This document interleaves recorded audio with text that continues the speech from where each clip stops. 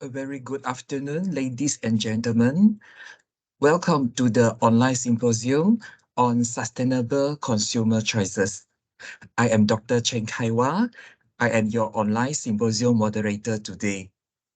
First and foremost, I would like to thank each and every one of you for being here today. This online symposium is brought to you by Faculty of Business and Communications, INTI International University. Before we proceed further, I would like to highlight on the participants' guideline during the online symposium. Number one, for the technical and quality purposes, please keep your microphone muted throughout the online symposium to avoid any distraction. Only the speakers will be able to use the microphone.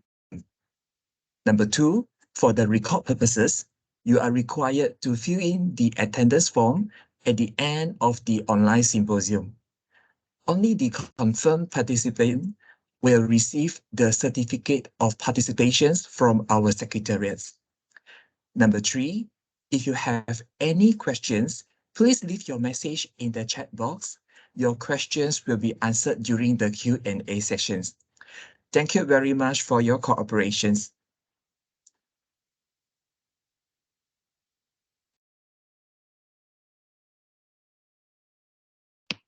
Testing, Dr. Chen, can you hear me now? Yes, we can hear you, Prof. Okay, thank you.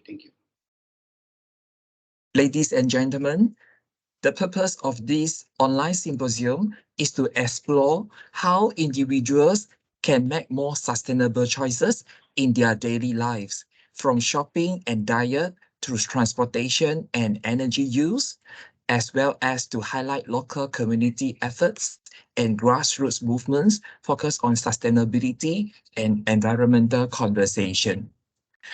The objective of this online symposium is also in line with Sustainable Development Goal number 3 and Sustainable Development Goal number 4 as well. We are very happy to have 3 honorable speakers with us today. Let's welcome Assistant Professor Dr. Aki Mohsin from Daffodil International University, Bangladesh, Assistant Professor Dr. Hassan Babar from American University of Sharjah, United Arab Emirates, and Professor Dr. Ahmad Hariza Hashim from University Putra, Malaysia. Welcome all. Ladies and gentlemen, now I would like to invite Associate Professor Dr. Aki Mohsin at Daffodil International University, Bangladesh, to begin these sessions. Please welcome Assistant Professor Dr. Aki Mohsin. All right, thank you so much, Dr. Chang, and I really appreciate being invited to this online symposium or webinar. So this is a very timely topic, and we're driving to the actual impact. For example, our action holds, our decision actually holds a lot of immense power. To be honest, timely consideration of this topic. So thank you very much once again for inviting me to this timely webinar, and thank you so much, Professor Ahmed and Dr. Hassan Babar. Nice to meet you and happy to know you, and it's an honor to have you along with us as well. So okay, if I just start with a little bit of my presentation, can I able to share my slide, please? All right. Yes, Dr. Mohsin, please proceed.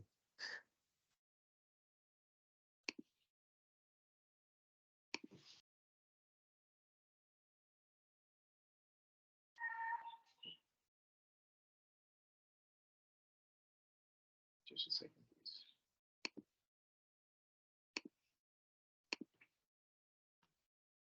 I hope you can see my slide. Can you see my slide? Yes, Dr. Mohsin. All right, so thank you very much once again. As we all know that our planet is running out of resources, but according to the report, the delivered by the Sustainable Development Goals and some other authorities, the global population reach, as we all know, that 9.8 billion by 2050. So it means that we need another three planet to provide enough natural resources to sustain our current lifestyle, right? So we need to change, or we need to educate ourselves, like how we can, how this daily sort of like decision create a big impact, for example, in environment, and at the same time, other sustainable decision. So consumption driven growth is actually, to be honest, like it's leading us towards an disruptive path. So where humankind will one day find that the survival has been definitely is being like struggling or threatened. So there is an urgent needs that we need to solve or figure it out, that how we can actually find a solution, or how we can actually minimize our consumption, considering everything, like the economy growth, and of course it will come into the results in increasing the resources, and it makes more sustainable. So to be very honest, as we all know, that it's going to be very difficult and complex as well, in terms of like for example, this task for the economies of the world, which are essentially the models on a consumption driven growth. So let me start with something called, the sustainability, that we all know is a very, very complex, tricky things, to be honest. Like ability to sustain. So it's not so easy to ensure that ability to sustain using the resources that we have and without compromising the quality of life. So it's a very tricky thing. So but we still need to consider, we still need to educate ourselves, we still need to come up with something or figure out something that we really need. For example, how we can live sustainability, and how our decision, every sort of decision, every sort of choices can make a big impact, considering the all this aspect actually we actually consider as a sustainability. So let me just start with the questions that do you have any intention to live more sustainability, or do we actually have any sort of intention to live more sustainability? So if I start with this question, then definitely the most of us will say that of course yes.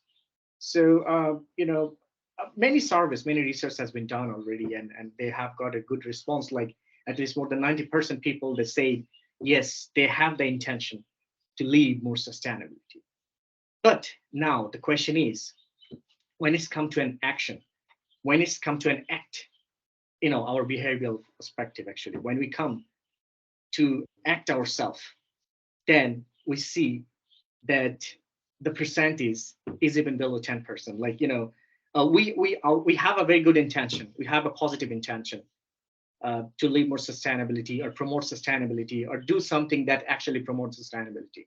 But when it comes to an action, it's become like, to be very honest, it's become like, so critical, so complex, that you cannot do. Sometimes we have a good intention, we can do it, but just because of something behind it. Let me just talk about bring some example. For example, as you can see, some product here, the plastic, the drinks, beverage, and the clothes and gasoline. Actually, these are the very, very common stuff, like the daily user stuff that we're using. For example, if I just start with an example for the clothes, since I'm from Bangladesh, so our garments industry is very, very strong. Like they're contributing or huge in our economy. So let me start with something that clothes. For example, the T-shirt or whatever the shorts actually we are wearing, or we normally prefer to wear. So have you ever considered the responsible buying behavior whenever you go to the market to buy your shirt or buy your clothes? Have you ever considered it? For example, you have a two option. For example, you have a two clothes, two T-shirt on your hand. I mean, in your hand. And have you ever think that the story behind of this T-shirt? Like, for example, let's say you have a two brands in your hand. Have you ever think that the company who produced this T-shirt or shirt, they followed everything. Like for example, they followed like all those sustainable, the mechanism that we actually call, for example, in terms of like fair wages, child labor, and some other toxins, the chemicals that we use to produce these sort of like garments items. So have you ever considered these? And I think that if I ask ourselves, even if I ask like all of us that, okay, you know everything about these two different t-shirt currently just on your hand, and definitely you'll consider the more responsible t-shirt, like in that case. For example, if you know that t-shirt is bringing something which is not sustainable. For example, the company didn't follow any guidelines. For example, human rights, they are violating the human rights. They are not using the sustainable chemicals.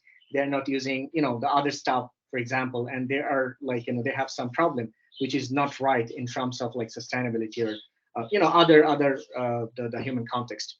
So definitely we'll go for the most responsible, the t-shirt or something like that. So our decision might be, shift from that part to another. But the tricky thing is, sometimes it could be like, the information that we get from the different sources. So the thing is, when we actually go into the action, for example, when we actually start acting ourselves, our intention, as I already mentioned, that our intention is good, but when it's come to an action, the things is coming up because of a lot of complexity in the market. Maybe it comes from the company perspective, production perspective, and social perspective, media perspective, marketing perspective, and something like that. A lot of fake news ads, a lot of influencers influencing stuff, and so many things actually drive our decision choices, and actually it's happening, right? So I think you all heard about the biggest collapse in Bangladesh back in 2013, in Rana Plaza collapse that that cost a lot of people's and a lot of things actually. So you know the story behind it as well. I think you already heard about it, and you read so many articles and you see so many pictures as well. So do you think that the people's buying behavior has been changed even before that or afterwards? So sometimes it's not. It's due to a lot of facts. So I don't want to go into the details of it, but to be very honest, so there is something that drive our behavior. It's like values, moral aspect, and some other stuff that we need to focus on these stuff, to be very honest, if we really want to change ourselves.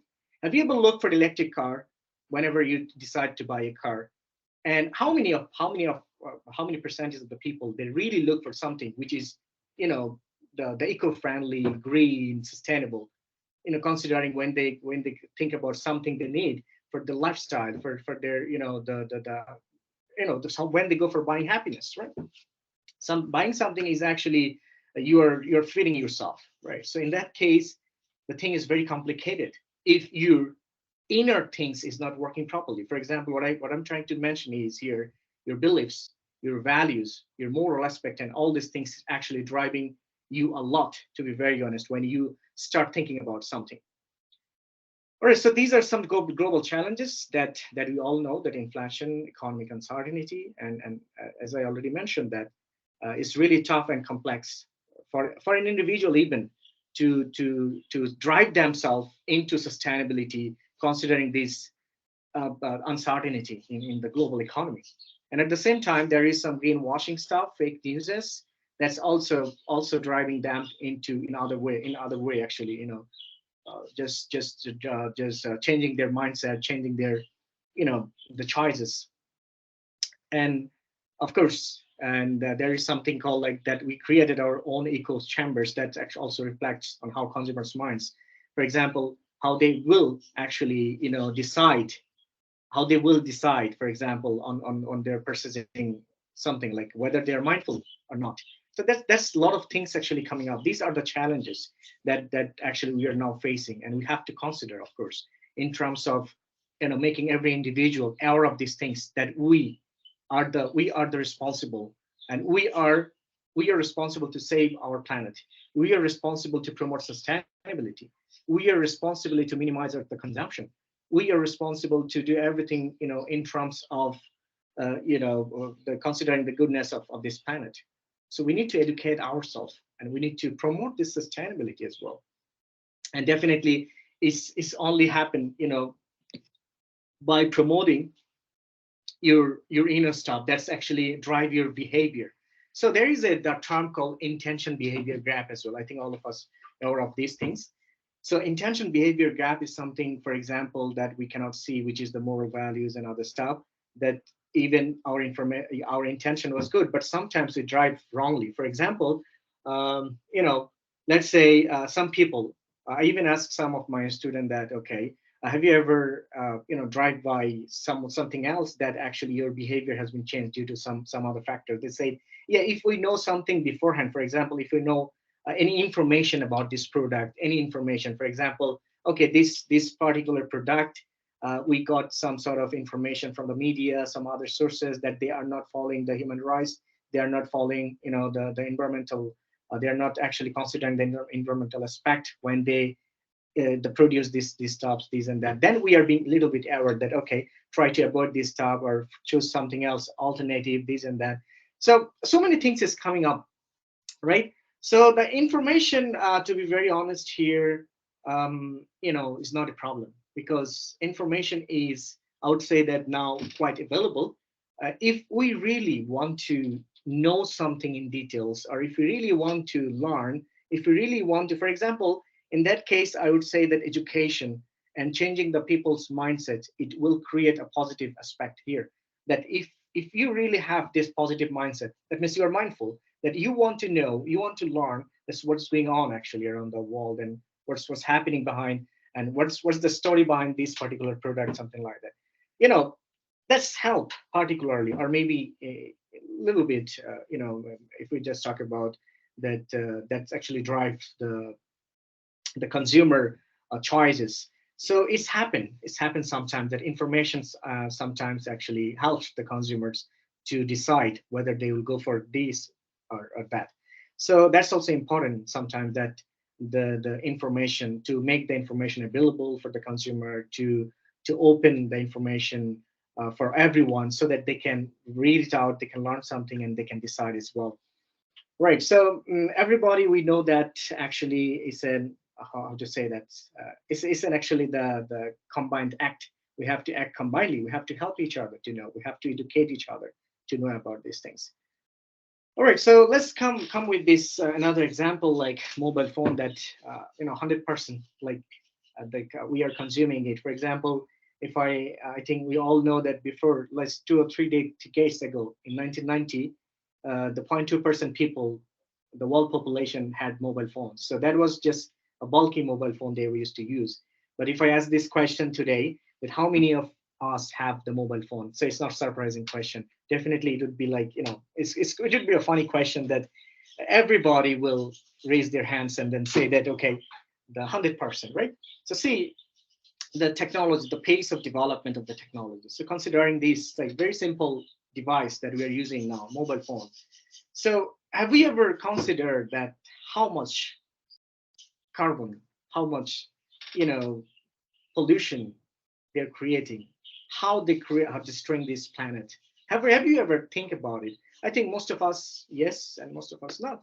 So there is a two things. Like I think if I ask this question to the audience, like, do you think that which part of this mobile phone, which phase of this mobile phone is being responsible in terms of polluting this world?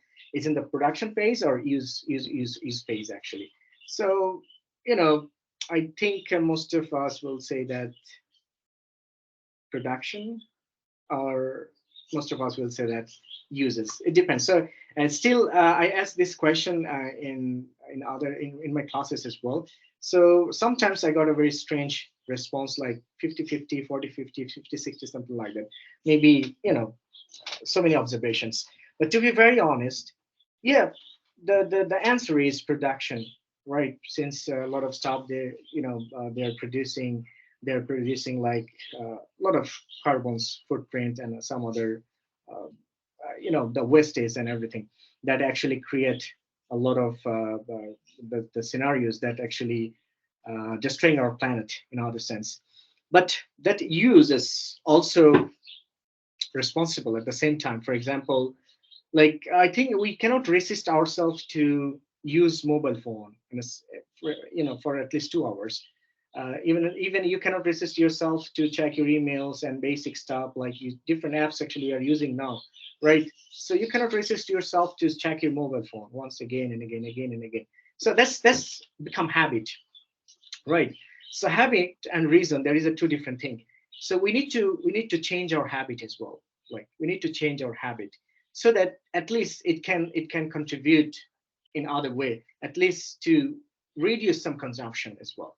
So there is a lot of discussion might, we can explain even when you start talking about an electronic products or any other kind of products that we're using regularly. But I don't want to go into the details since there is a time limitation. But what I'm trying to say is which factors that drives our decision, drives our habit, drives our, the choices and everything. So that we really need to consider as well. So we have to learn how to reduce that consumption, or not say that you can do it at once, but it will definitely improve. For example, we cannot avoid, like we cannot avoid the everything that we want. For example, aviation, if we take that, we need to take flights to go from one place to another. But what we can do is, like, at least we can find another way that from ourselves, from an individual perspective. Let's say one guy is having like coffee in the immigration lounge or something like that. So have you ever asked that the for example, that waiter, that you don't need that straw to drink that coffee or some juice, whatever?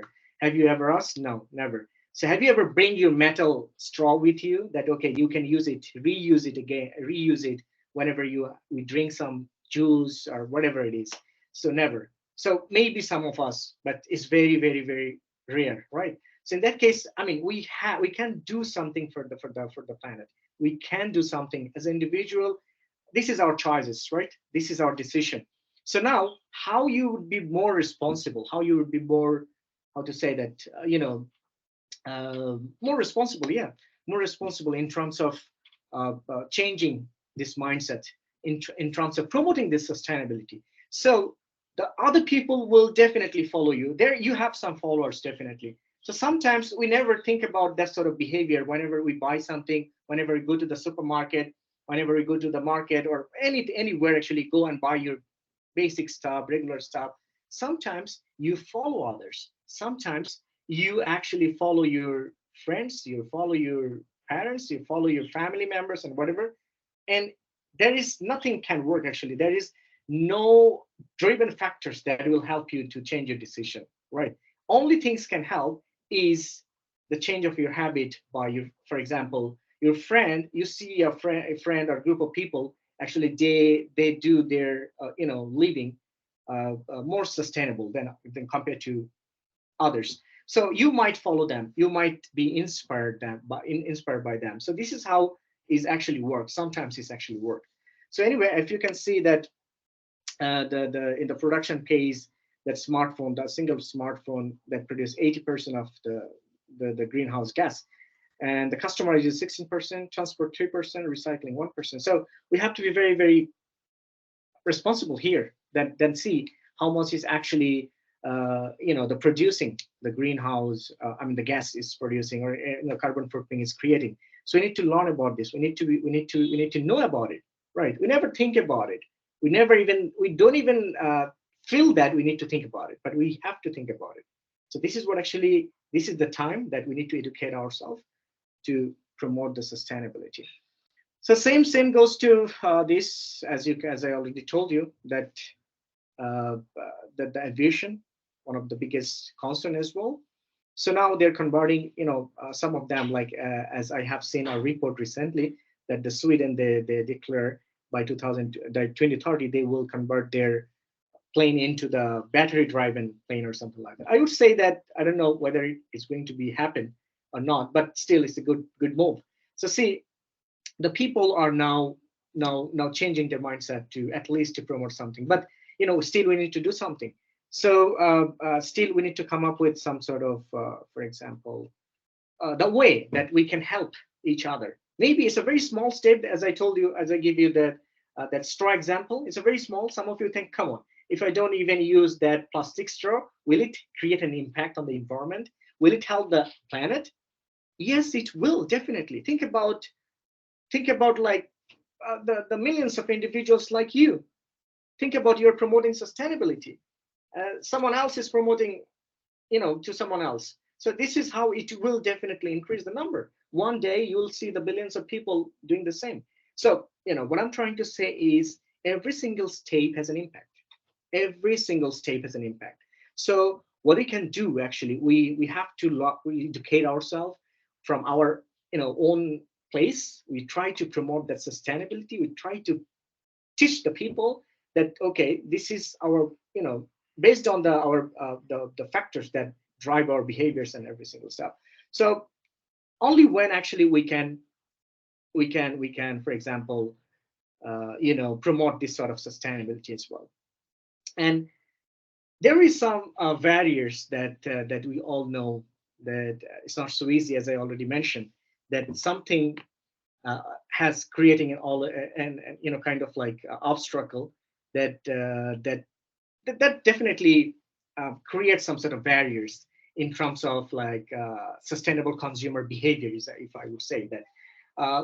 If I just go with some sort of points, let's say high price. Sometimes high price definitely discourages the purchase or uses of the sustainable product, right? Sometimes the perception of no environmental impact is like greenwashing. So a consumer can be discouraged by the perception, or he makes a little, for example, impact or very less different that sustainable practice by the purchasing or uses that product.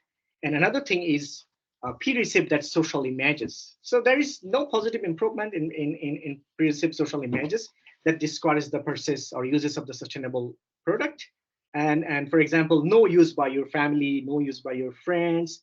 So that's no use by sustainable product by your family members and the friends. That's also discourages the intention of further, the purchasing that sort of products as well. So these are the barriers, and of course, lack of awareness is one of the barriers as well. So if you don't have, so that's if you're not aware about this, all those aspect, all those stuff, then definitely it will create it will definitely discourage the consumers to reducing the probability of their purchase and intention.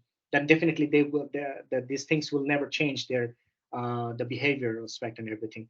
So, and of course, there are some other variables as well, like inconvenience and unavailability. So many other things will come up. So we need to consider this aspect as well whenever it's come to a barrier, like in terms of consumer habit, consumer choices, and that's driving a lot. So we need to consider this aspect as well, and we need to find a solution, like very in details, like one by one, that will help us in some way or somewhat. So all right, so these are some call for action, like that we need to consider, like when we're purchasing a product, purchasing a business, you do have your choice. Definitely you have to consider your power of purchasing, but definitely, as I already told you, that the things that your inner power, for example, the something we cannot see, the beliefs, value, moral, that you have to come up with. You have to bring this when you take the decision, when you actually choose something, when you want to, for example, make a decision, right? So that I think only, if we can able to bring this sort of values that we cannot see, I think it will help a lot in terms of making an informed and responsible decision and choices, or maybe in terms of shifting our behaviors, shifting our habits, right? So yeah, there is some strengths on sustainable consumption, but positive here that more need to be done. So as I told you, that we need to focus on the consumption, rate of consumption, the amount that we consume every single day. We need to focus on that. We need to minimize, or we need to cut off, or we need to actually reshuffle these things based on the needs. Something we really don't need, but for some sort of like so-called quality life, ensuring of luxuries, these and that, we are like focusing on, or we are just to go for it. So we have to focus on this. We have to, that sort of like build up that sort of mentality, positive mindset, mindfulness among all these consumers, so that only when it will work, only when it will definitely help. in terms of making a proper or sustainable decision. So yeah, thank you very much. Since the time is very short, I'm sorry, I don't know whether if I took more time. So thank you so much. Since we have two more honorable guest speakers there waiting, so I'm just pass it to Dr. Cheng. Over to you, Dr. Cheng. Thank you. Thank you very much, Assistant Professor Dr. Akimoshin. Next, let's welcome Assistant Professor Dr. Hasnan Babel at American University of Sharjah, United Arab Emirates, to proceed the next segment. Please welcome Assistant Professor Dr. Hasnan Babel. Thank you, Dr. Cheng, for invitation and for organizing such important symposium on the very, as Dr. Mosen rightly said, on a very contemporary topic, which is very much needed at this point of time. I thank all the guests who are present here and all the speakers, Dr. Mosen, Professor Ahmed Reza, and your institution and yourself for inviting us. So jumping on the topic, Dr. Mosen rightly said, as he said, there is a lot of talk or lot of hype which is given to the sustainability, but what is actually happening on the ground is very much concerned for all the stakeholders who are claiming to be sustainable or who are claiming to contributing towards the sustainability. I would like to share the slides first.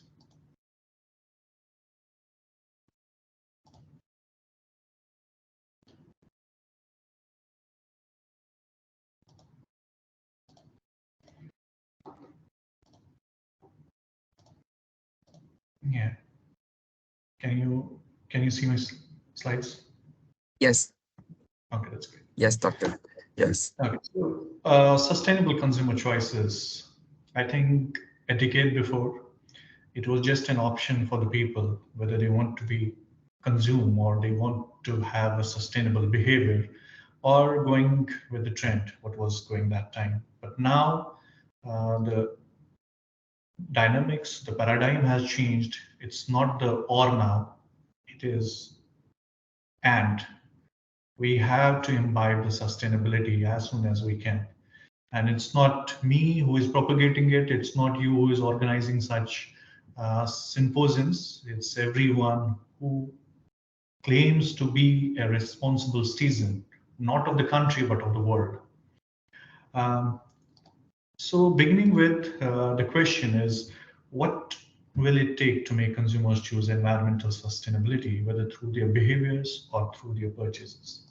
Dr. Mosen rightly said in one of the things, he said, if we ask all the participants here that would you like to participate in a sustainability initiatives or are you contributing towards sustainability, everyone will say yes.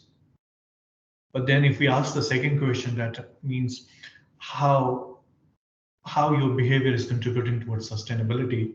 And I think out of the 38, 50% will say, yeah, their behavior is sustainable because they switch off their lights when they are not in the room. They usually buy the cars, which doesn't emit a lot of dangerous gases, and they do the wasting properly and garbage very properly and other things. But if we ask the people that how much they are ready to pay the premium price for the green products or the sustainable products, this percentage dips very low. And that's the reason that people claim that they want to be sustainable. Their behavior wants to be, they want their lifestyle to be sustainable. But when we check from the side of the companies, their claim is that we don't see such high sales in the products which are claimed to be sustainable to the organization. So I'm going to talk about the two studies which have been done very recently by the two very renowned research companies. So the first study is about the consumers care about sustainability, but do they back it up with their values? And this study is done by the two largest, biggest renowned research companies, McKinsey and Nielsen. So during the study, they just want to see that the sale growth for the products that claim to be environmentally and socially responsible. Although the study had some limitations. For example, they were not checking the causal relationships. So that means we were not seeing the other things. For example, any promotional activities going on the price, any kind of convenience or the other demographic option variables they were not checking. Causal relationship was not checked. And the second one was they were not independently assessing the veracity of these ECG related products. So they were doing it on whole bunch of products available in the market. The study was actually conducted in USA for 5 years, from 2017 to 2022, and a massive mammoth sample size of 600,000 individuals participated in this survey. So let's see what the study conveys or reveals. The study reveals that consumers are shifting their spending towards product where the companies claim that they are ECG backed, that's environmentally, socially, and governance related. It's growing. But at the same time, we have to understand one thing, that we are asking people to shift their lifestyle, and it's not going to happen overnight. It's going to take some time. So if we see that the substitutes available as a sustainable products, how much they're using, the percentage might be less. But if we see year on year growth of the sales for these products, it's growing. So more and more people are buying it, people are repurchasing it. So this is a good news. So the growth is there. The products which are claimed to be environmentally or sustainability compatible, the growth is there. But this study did broadly reveal in many categories and a clear and a material link between ECG related claims and consumer spendings is positive there. The second which they claimed is brands of different sizes are having a different types of growths. Now, what does that mean? That means, for example, if a local brand is making a claim in a local language, in a local context, it is making a much bigger impact than a brand which is a global brand and making a general claims about this environmental or socially responsible aspects. Also, the study claims that the big brands are not making any change. It is the private labels on the products which are making the change, and it's contributing 88% towards the intention of people to buy the things. Small brands are also making an impact here. So we have to appreciate all the levels of brands to propagate this, or to claim, or just not to claim, to market or promote this thing better. The other important is that no one ECG related product claim outperformed all others, but less common claims tend to be associated with larger effects. Now, what does that mean? That means what kind of claims are inducing people to buy the sustainable products? And the study claimed that it is, for example, vegan and carbon-free claims are contributing highest for the people to purchase the sustainable ECG related products, while as the sustainable packaging or contributing towards the environment or environmental friendly packaging or the production contributes next to it. So we can claim that there is not one thing which companies can associate with the product and it will increase their sales. So it is followed by the next findings, which is combining claims may convey more authenticity. So what they found that multiple claims about being ESG friendly is that it helps brands to grow more faster. The sales are more higher in the brands that claims more ESG related contributions. So does that mean that brands have to just label it and then the sales will grow? No, that's not the reality. It has to be backed up by the authenticity that actually it is adding to it. Now, what does that mean? That means a brand which is claiming to be have a sustainable packaging made up of the organic things or the natural things. After the use, will not harm the environment, and also it's vegan, carbon-free, and easy to dispose of. So all these claims or the multiple claims will add on for people that they will buy it eventually. So that means that customers may pay the premium prices, or they will be induced when they believe that they are contributing towards the sustainability on the different levels in the different paradigms or the different universes. So this may help the brands to cover the customers. So companies will probably have greater ECG impact and a better chance of achieving outsized growth if they incorporated higher impact ECG related claims across the multiple categories and products. So the next study, which is about from the Boston Consulting Group, and the study was done in 2022, which is about the consumers are the key to take green mainstream. Now, why we believe that the consumers are key? Because we have seen that the companies are claiming that there is not much demand for these products, but at the same time, the consumers are claiming that they are ready to buy it. So this also shows that approximately 80% of the consumers say they consider sustainability in their day-to-day decisions, but when it comes to paying for it, only 1 or 7% of the consumers report paying for a premium for sustainable products and services. Now, here's an important thing to discuss. Is it only by the price we pay from our wallets that contributes towards sustainability? And the answer is no, it's not only by the wallets, by paying a premium price that we will contribute to the sustainability.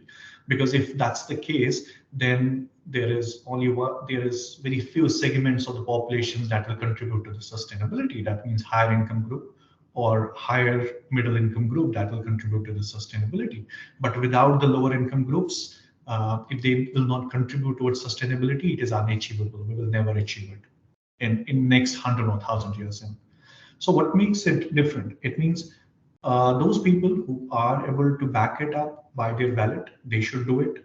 And the people who are not able to do it by their wallet, they should do it by their behavior. So behavior is also very important in your lifestyle, which needs more studies, because we don't have many studies on the behavior.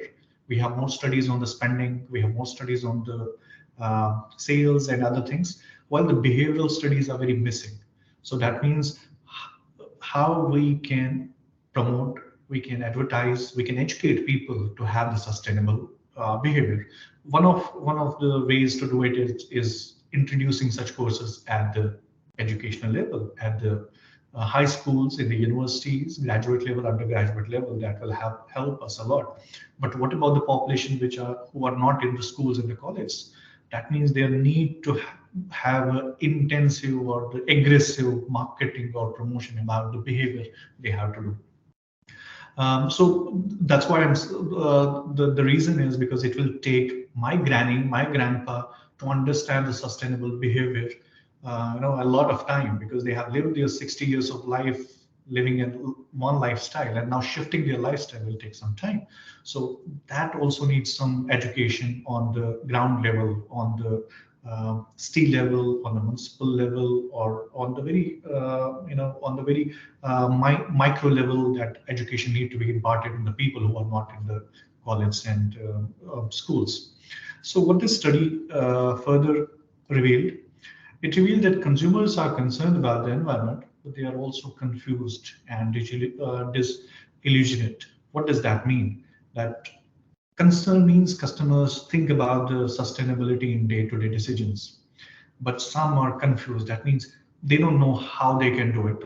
Some may be doing it, but they don't know how they do it. Some may be buying the sustainable products, sustainable packaged products, but they don't know it. They're confused. They don't know whether they are contributing or they're adding to it. And the delusionist is one. They have no idea about how they can do it. So by the statistics, we can see that the people living in China are at the top, who are concerned about the environment. The people who are in Japan seem to be more confused, and The people who are in Brazil seem to be more disillusioned.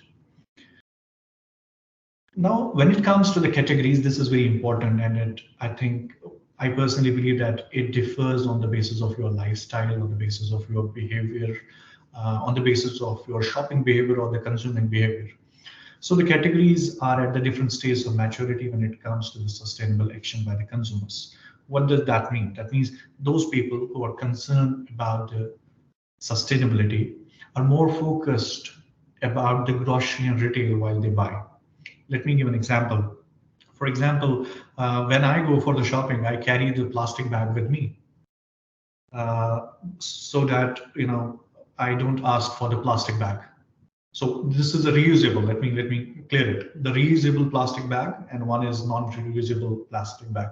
So I carry a reusable plastic bag with me, but the only reason is because I don't want to pay 5 dirhams more again because I already have 10 reusable plastic bags. Sometimes I forget at my home and I don't get it along while buying the grocery. So I have enough reusable plastic bags. So I have to carry it myself so that I will not stock up more.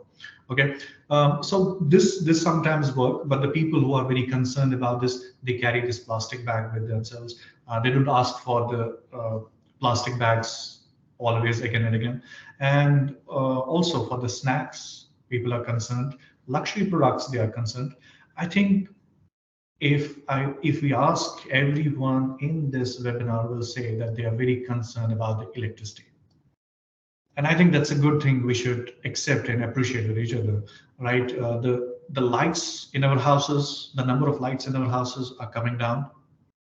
And we are also changing our behavior while it comes to the electricity because the cost is, because we believe because of the education also that has been there.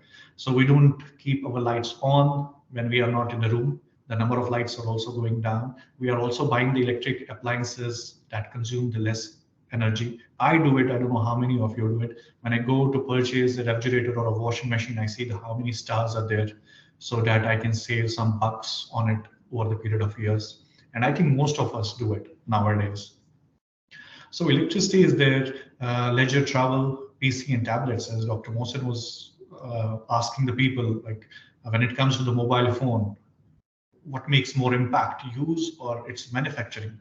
Like same goes with the tablets and the PCs, the manufacturing makes more impact, while as usage also have an impact, but manufacturing has more impact. And then cars. One of the myths that people have is uh, it is the oil-based cars which cause the pollution in the environment. But let me tell you, it's not the only reason of the pollution from the cars. Even if you're running electric vehicles on the roads, it is still going to cause pollution because of the wear and tear of tires with the roads. And that particles are also equally dangerous as the gasoline emission or the other emissions are. So the solution is not changing from the gasoline or the oil to the electric vehicle. The solution lies in reducing the number of the cars. That's it. Maybe first the shift will be from the gasoline to the electric vehicles, and then we realize that we still need to cover up, and then we need to reduce the number of cars. And we have seen it in the Western countries, most of the European countries, that number of cars have been reduced. The public transportation need to get better in order to accommodate more people to travel at once. Because if 10 people have to travel in a car, even if they are using the electric vehicles, the pollution is still going to be there because of the wear and tear of tires and other things. So public transport need to be further enhanced in the countries, mostly in Southeast Asia, where the population density is really high. So public transport is there. So cars are going to be a source of pollution, and people are very concerned about this. That's also a very good thing. Beverages, skincare products. I think skincare products, they are usually concerned is because it affects them directly. Apparels, yeah, people are getting more concerned about the apparels nowadays because they see from where it is made. And some brands claim that they make their apparels out of the ocean waste, and people are buying it. That's a good thing. And dining out and home care and other things. So these are the people who really concerned about the things. But then we see the last category, which is paying, and then the story changes. So for home care, they pay more, but for cars, they are not ready to pay. For leisure travel, they are not ready to pay.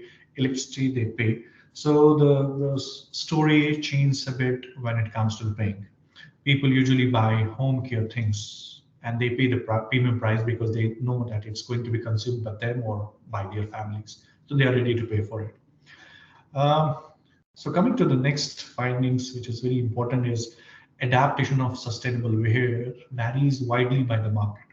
So what does that mean? That means one size doesn't fit all here as well. As companies customize their products based on the population, based on the behavior of the people, demography of the people, the sustainability promotion, sustainability propagation needs to be also customized. So for example, Japanese are very concerned about the sustainable packaging of the products, while as Brazilian are very concerned about how their consumption can impact their forests. So they are concerned about that. So different countries have a different perception of sustainability because it depends on their uh, what their economies are. Dr. Mohsen rightly said how the economies are run. If the segment is contributing towards their economy, so they are very concerned about it, that how they can preserve it. It comes to the heritage. For example, in Southeast Asia, the pollution is really high, so it's affecting their heritage buildings. For example, the Taj Mahal in India was turning black because of the pollution. So that was a concern those days. So for also the tourism sector in Thailand, in Vietnam, in Cambodia, in Malaysia, and Singapore as well. When tourism is hit by any kind of pollution or any kind of thing that arises from the unsustainable behavior, people get concerned, the government get concerned, the state get concerned. So that has to be that promotion or propagation of sustainability need to be different. So let's see here grocery retail, people doesn't care much here in US, but in India, China, and Italy they do.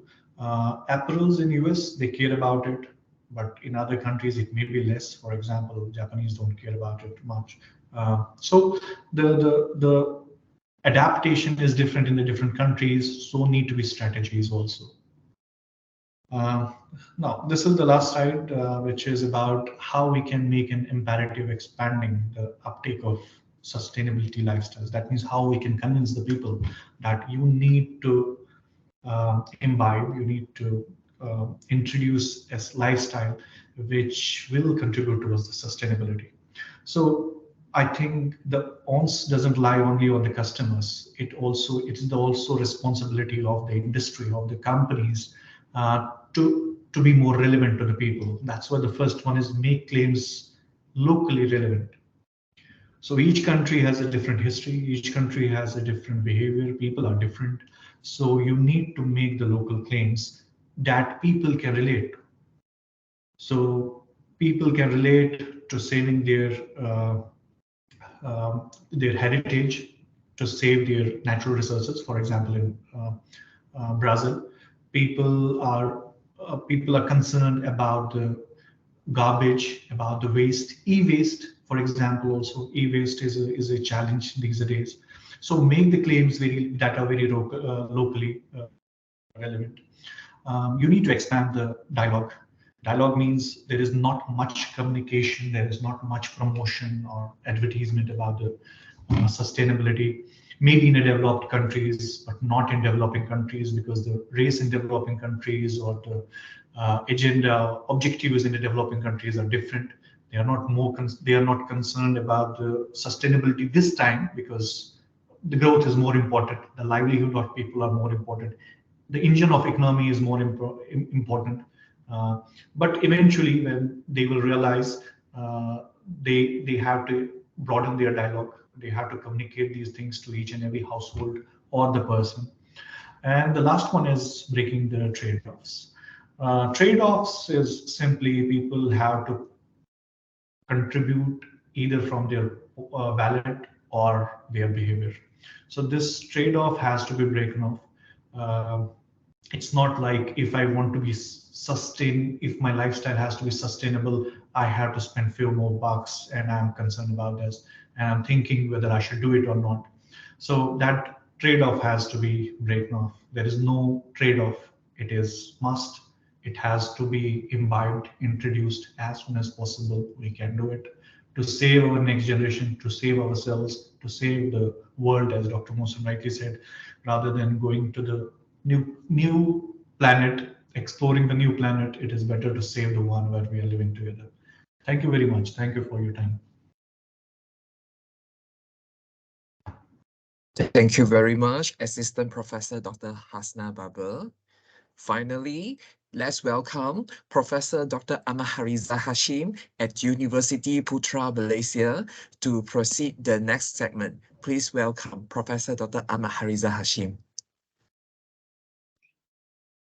Thank you, Dr. Cheng. You need to help me trying to actually to share my slide, because I've never used micro Teams before. This is the Microsoft Teams before. I'm okay, it's okay. My esteemed panels, Dr. Mohsen and Dr. Hassan, and friends from members of the symposium. This topic actually is a very important topic, and I think Dr. Mohsen and Dr. Hasnan has already covered, I think, all the aspects of sustainable consumer choice. But what I intend to do is to look at from different angles of the topics, because when Dr. Cheng called me, saying that inviting me to talk about sustainable choice, you know, I didn't take the top. I did actually, what come into my mind is I thought the topic is about sustainable consumption. So that what I'm trying, my talk will be covered on the elements of consumptions. Dr. Chen, how to share? You go to the share content, isn't it? Yeah, there's a share button on the top right hand side. Yeah, you click it, and then you have the choice either screen or window. So you can choose the window button and select which window are you going to share. Thank you very much. Thank you very much. Yes. Okay.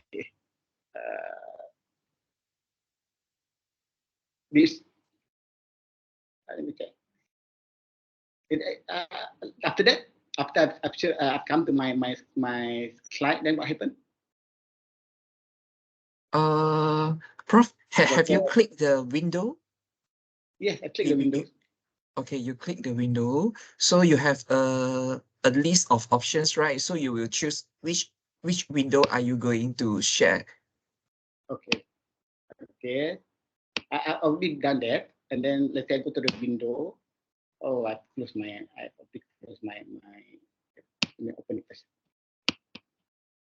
Sorry, Dr. Mohsen and Dr. Hanan. I'm already retired here, old man. I'm not that No problem. No problem.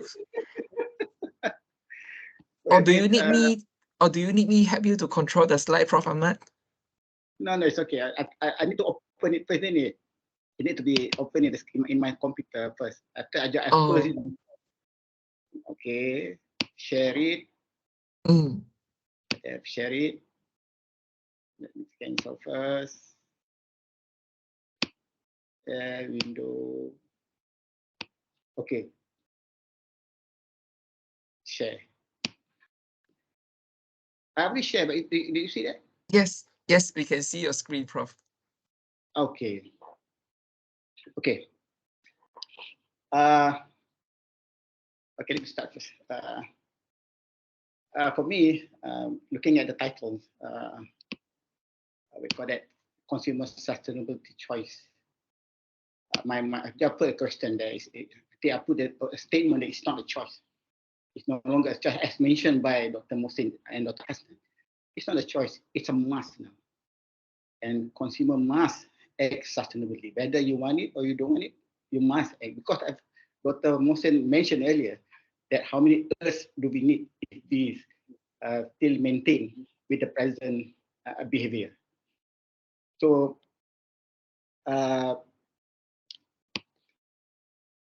and then look at this is what happened now. Looking at the we call it the peoples or the consumer in the world. This is that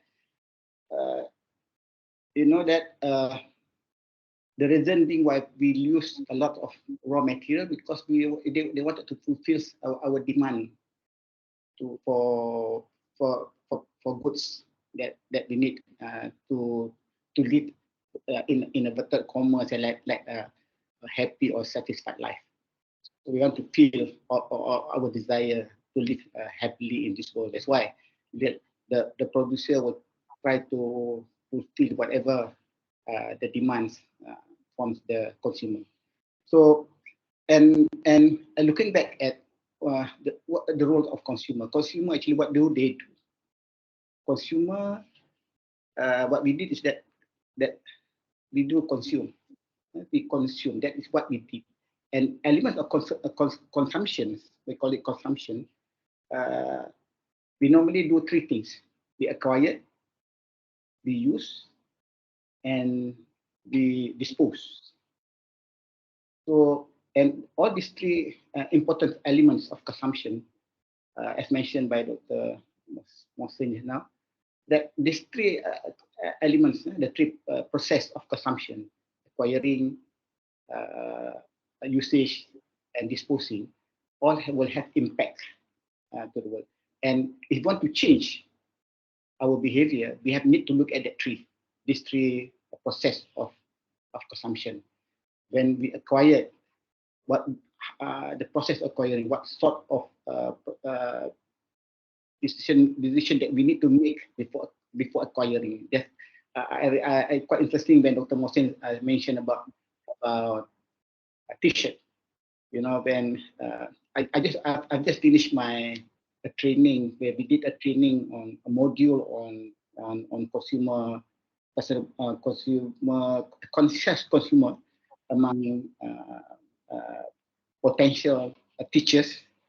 So one of the things that I've shown them is on the T-shirt, because T-shirt is most common. It's commonly used by many, but actually the impact to the environment is quite tremendous.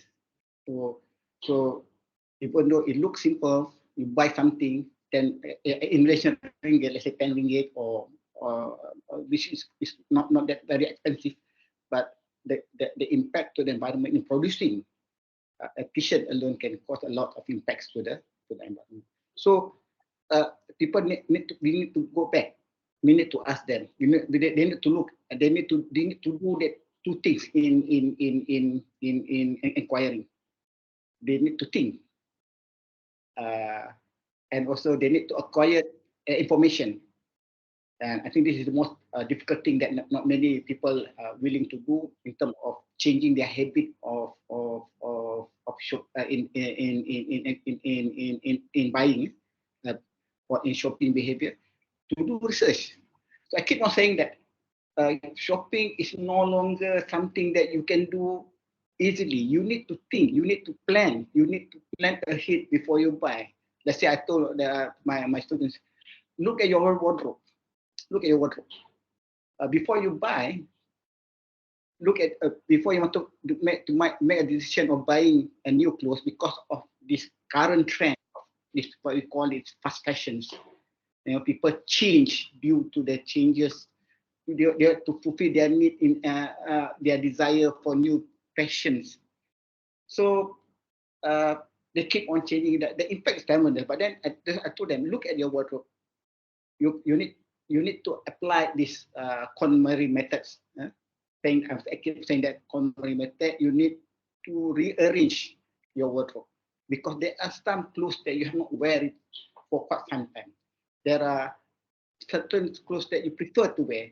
So you need to arrange it in a few groups, and then those when you are not wearing for something, you put aside, and then let's say you decide to buy, look at your wardrobe and look at whether you whatever you want you intend to buy, whether they are there already in your wardrobe.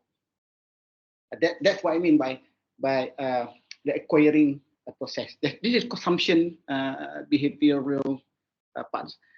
Uh, of course, obviously, you use it, and then obviously the quite direct that people got very clear is about the disposal part, how you dispose of the product after you already it's already devalued, you already devalued, or you have disinterested on that particular product. Okay. And as I mentioned earlier, that our behaviors, the consumer behavior will have a totally great impact to the environment. And also, quite interestingly, mentioned by Dr. Mohsin, when we talk about sustainable, it's not just about environment, but people, when we talk about sustainable, they always talk about environment. It's also about justice, about child labor, about equality, etc. So that's already mentioned by Dr. Mohsin in his early in his talks. Okay. So this is actually what happened. The people are talking about circular economics, isn't it? And now what happened is now more quite linear. So the linear economics where we extract, we make, and then we dispose. So this is what happened. When we extract, we use resources, we create pollution, and then when we make, we produce pollution, and then also when we dispose, also we produce pollution. In term, because of that, we have too many things. So this is what happened to the world. So we don't want this to happen. So as mentioned by, I keep on saying Dr. Mohsin, because you could say that every aspect that we did when we do shopping has an impact. Yes, I agree with that. And what we need to do is to reduce the impact. So that's why people are talking about zero waste. Because people are talking about minimizing waste. People are talking about living minimalism as a way of life. So they need to look back at their behavior, their shopping behavior, etc. So they look back whether we bought something out of needs or out of wants or out of desire.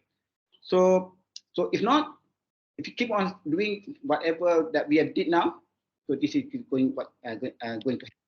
And quite interestingly, Dr. Hassan, when we talk about the industrial roles. So you know that the study that shared by Dr. Hasna just now, that 80% of the consumers are considered sustainably in their day-to-day decisions, and also in my reading and also some of the study that we did, we found out that especially among the younger generations, many of them prefer to live sustainably. So and the percentage is increasing. So if the industry doesn't want to be left behind, they need to be seen to be very friendly with sustainability activities. So that's why the element of, as mentioned by Dr. Mohsin just now, element of greenwashing. So that make the life difficult for consumer.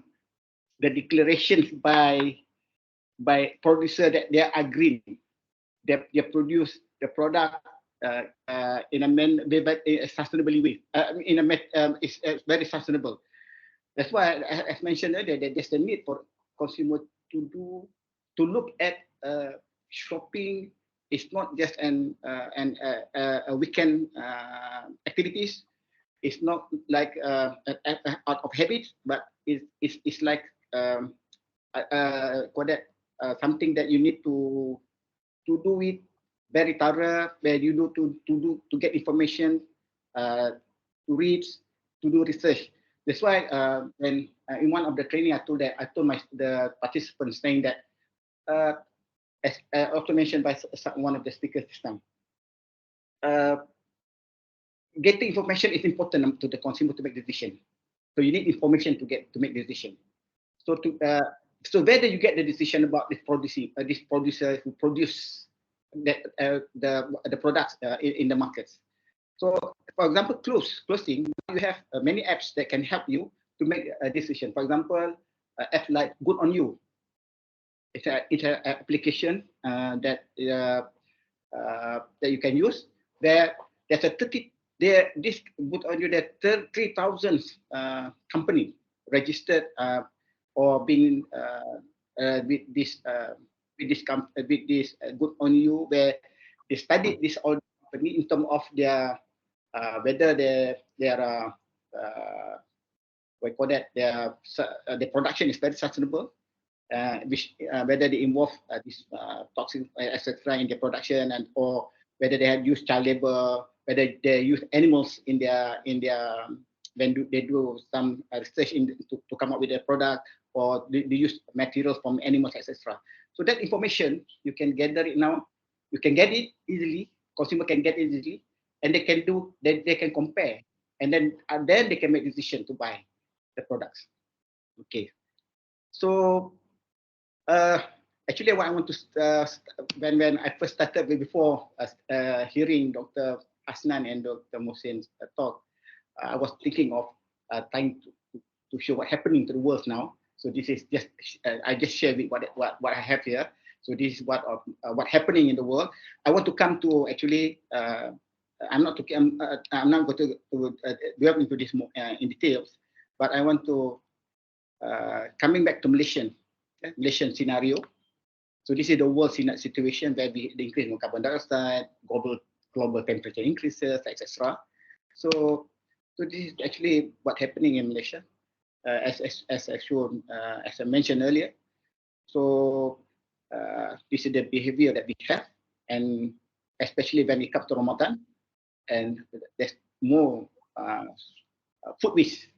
It's edible food waste, and the food waste is mainly a lot. It increase every year, and it's that more waste than during Ramadan, and they shouldn't be happening, because Ramadan should teach people to be thrift, to be concerned about what the food that they spend, etc. But that's not what happening. I don't. This is why scenario in Malaysia. And what happened is that some of the food that are being thrown into the landfills, some of them are still edible. And what happened is that these foods that they degrade in the landfills, and they produce carbon dioxide and also methane, which will help, will increase the temperature, the climate, the temperature of the world. That will later influence the climate, and etc. So what happened is that, as mentioned, we need 17 times. Yeah. So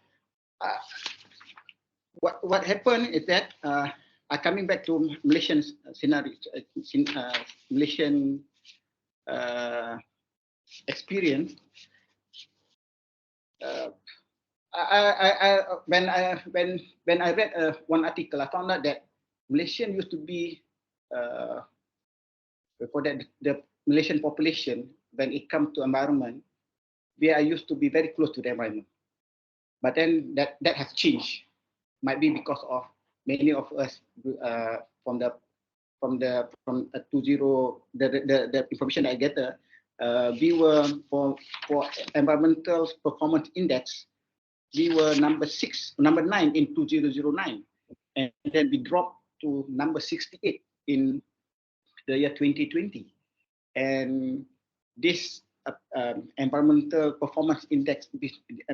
They measured based on the air quality, the sanitation and drinking water, the heavy metals, waste management, ecosystem services, biodiversity and habitat, fisheries, climate change, pollution, emission, etc. And we found out that Malaysian, especially in terms of the biodiversity and habitat and water resources and agriculture are the main culprit that make the rank, our rank drop from number 9 to number 68. And I think when I asked Dr. Chen what I'm supposed to say, Dr. Chen, please, Dr. Ahmad, you can talk about housing. Yes, look at what happened in Malaysia. Many of our paddy fields, some of our rubber plantation, and also some of our other plantation have been turned into housing estates. So that's what's happening now. It affects our food security, especially when India stopped exporting their rice. So the price of the rice increases. This affects the livelihood of the people. But people wanted to gain short term. They can gain more profit by building houses rather than maintain the paddy fields or the etc. So so what happened is that the Malaysian government are very concerned about this situation. What happened locally and globally, and if you have the opportunity of listening to our Prime Minister latest speech in the United Nations, the UNGA meeting just recently, he talked about climate crisis. One of the topics that he mentioned is about climate crisis. He then quoted the Secretary General of United Nations, which declared that climate breakdown. So this is what happened. Climate breakdown has begun with the hottest summer on record. And Secretary General that calling leaders to turn up the heat now for climate solution. So Malaysian in addressing this call by the Secretary General and also their concern is what's happening in Malaysia locally and globally. So because that we are also experiencing the adverse impact of the climate change in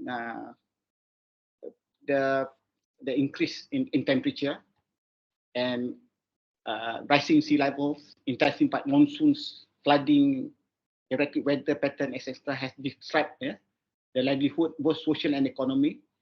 And our Prime Minister saying that there's no moment to lose. Malaysia, to overcome this, we are doing this bring it part by developing the low carbon and renewable energy roadmaps. So for those who have the opportunity of looking at that, this National Energy Transition Roadmap, which introduced recently, is to help overcome the issue of sustainability. So where they focus on trying to minimize, to reduce the usage of coal as a source of energy. They're going for solar. We have abundance of solar, sunlight, solar, and we are going for that. If you look at this, I share you the summary of this NETR online prioritization criteria for energy transition initiative. You can see that the focus is on looking at the emission, trying to reduce the emission. We use coal, there's a lot of emission. So sunlight is more environmental, solar is more environmental friendly. Economics, opportunities, where this can help reduce the amount of import, because we import coals from Indonesia. So we can reduce that. Cost effective, of course, is cost. And then the social inclusiveness. It's quite interestingly, when our Ministry of Economics, when he presented this, one of the things said that they wanted to use the roof of the people's houses. You know, when you look at these solar panels, they need a large land for them to absorb the solar to turn it into energy. So one way of doing is that rather than you ask people to buy, why not we rent their roof, and have their panels they will call it solar panels on their roof, and they can get the energy, the electricity, and at the same time they're going to be paid for renting their roof for the solar panel. So that's one thing that our Malaysian government is looking into it. The other one is they're looking at the of course EV, and EV is the in thing now. So this okay. Coming back to consumer. So one way that I can be looking into it. I'm also as the president of Malaysian Consumer Association and Family Economics. So when we discussed last time in the group, we found out that there's a need for consumer to change. So people have already heard about sustainability, sustainable consumption, but I think we need to go back and look back at the consumer. We want them to be better. Now we want them to be conscious or conscientious consumer rather than conspicuous consumer. Conspicuous consumer is the Western culture. Where you buy, you want to show off to people. You might not need the thing, but you still bought it. But we want people, the consumer, especially the Malaysian consumer, to be conscious or conscientious consumer. So what is conscientious consumer? Looking back at this, so it comes back to this consumption process. So conscientious consumers are those who make judgment about their purpose. This is also, I think, in line with what Dr. Mohsen mentioned earlier, that they make judgment about their purchases that have positive impact in the society. When they bought, they think about it, what is the positive impact of the society, the economy and the environment. Consumers who make informed decisions based on the information that they gathered and the environment, and they buy locally, ethically and environmentally sustainable goods. So they look for it. Even though there might be obstacles, for example, in terms of perceived behavior control, because the facility, the product might be different, the product might be a little bit expensive, might not be available locally. So that needs to be looked into. They tend to rely the purchasing decision more frequently and on how environmentally and socially conscious a firm is. That's why I mentioned earlier, there are a lot of apps can help consumer to get information about which product, which producer to help, to give support. They know that producer is sustainable. They are not greenwashing, because now the apps Good On You is looking also on greenwashing producer. So they will be, the consumer need to help this producer. They go in large, in bulk, or go and buy from this producer based on the information that they gather. And the consumer also make more thoughtful decision, acting more cautiously and taking consumer responsibility seriously. And as mentioned by Dr. Hassan in his one of his slides, that we need the consumer, in summary, what I'm trying to, in summary, conscious consumer refer to shopping in a way you believe that you're making a positive social, economic, environmental impact. And normally, we will vote with our dollar, with our money, vote with our wallet, we vote with our money or wallet. So meaning that we use our money to support producer that will produce product that is sustainable. So voting with your wallet or voting with your dollars is a situation where customer can use their purchasing power to support or oppose businesses. That should be because that should be the in thing.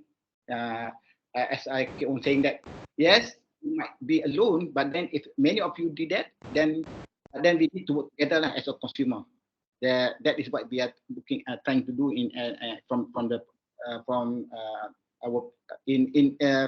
so our role as academician and also as members of NGO. I think Dr. Cheng also know this. For formulation purposes, we try to record that, not inculcate, trying to when we help the ministry to develop the consumer policy, we call that, we include some of this element in in the national policy, consumer national policy. And last, before we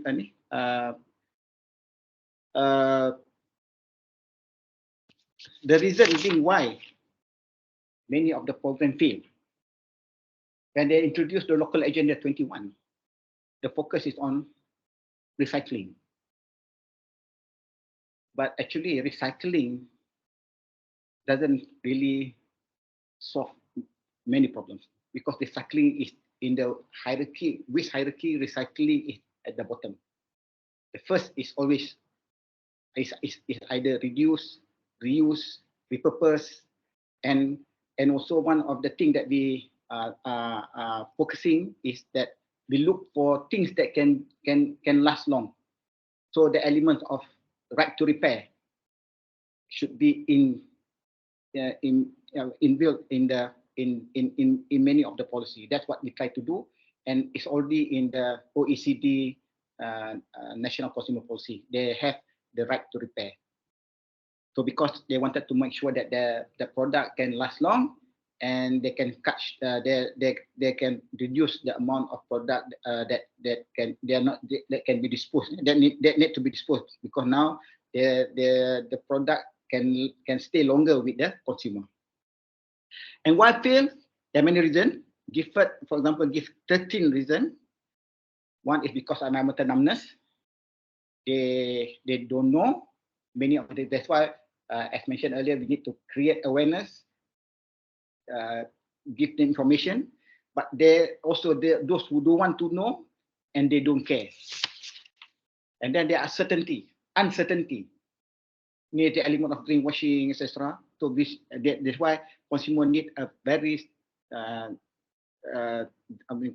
direct information, so that they can make clear information, not too vague, or not correct information, etc. That's why there's element of uncertainty. So information need to be clear to help them to make decision.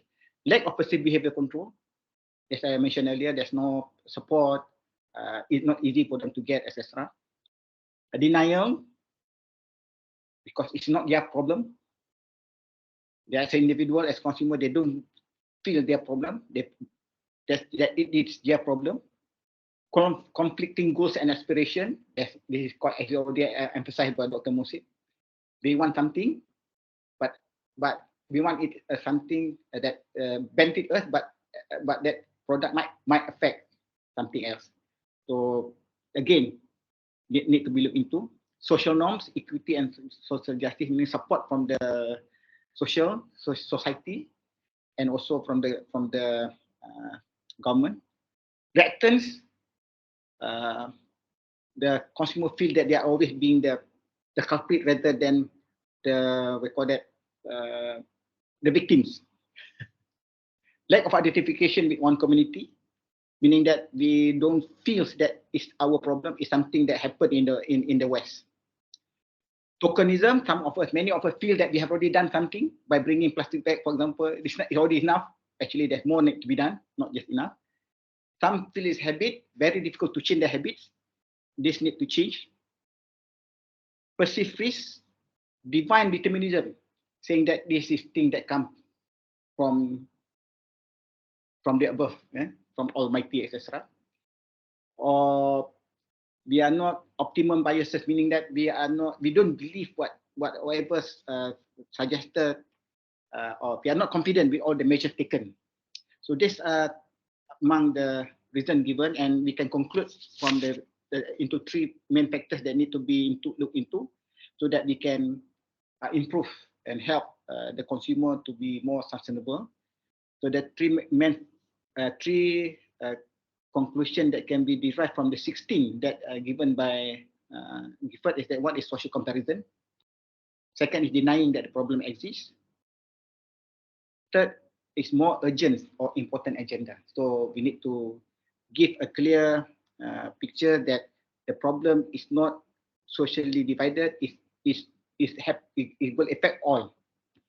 What happened in the West now is going to happen in the East, and we need to also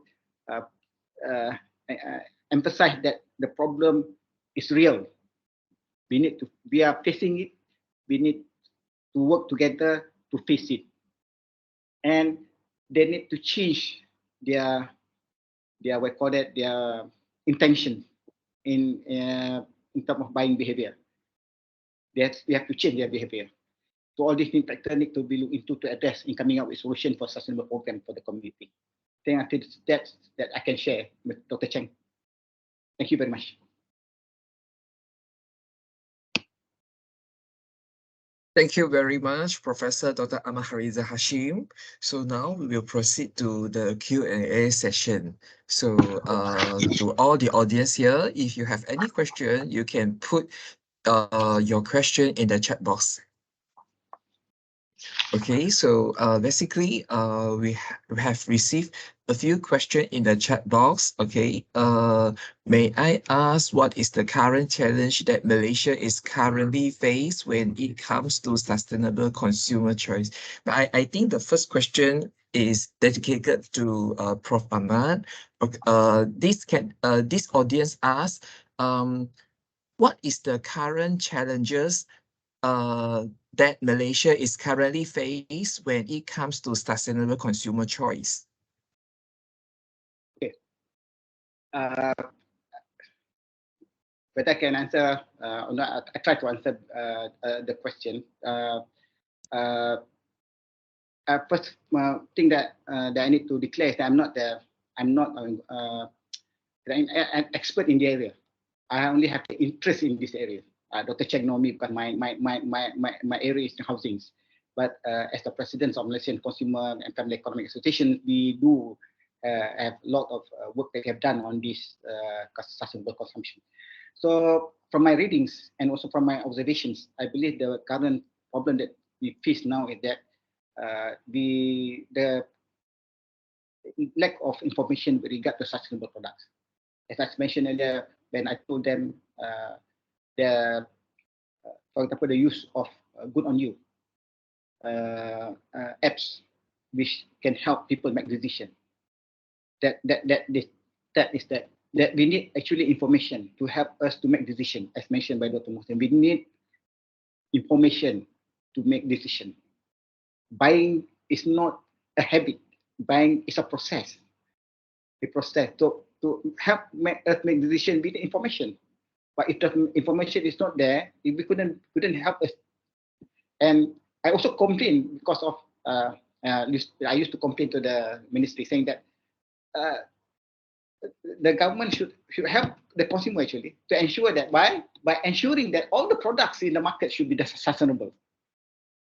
Then it's made easier for us. It make life easier for us. Very true. But actually that again there are a lot of many producers out there that are going for sustainable product. But Dr. Mohsen mentioned, or Hasna also mentioned that now the element of greenwashing. They know people are going for sustainable, so they greenwash. They declare they might not do it. They might not do it, but they declare they have that they do it. So now we need to have that information to help us to make the decision. Dr. Mohsen can always explain what is greenwashing. He mentioned it in his slide.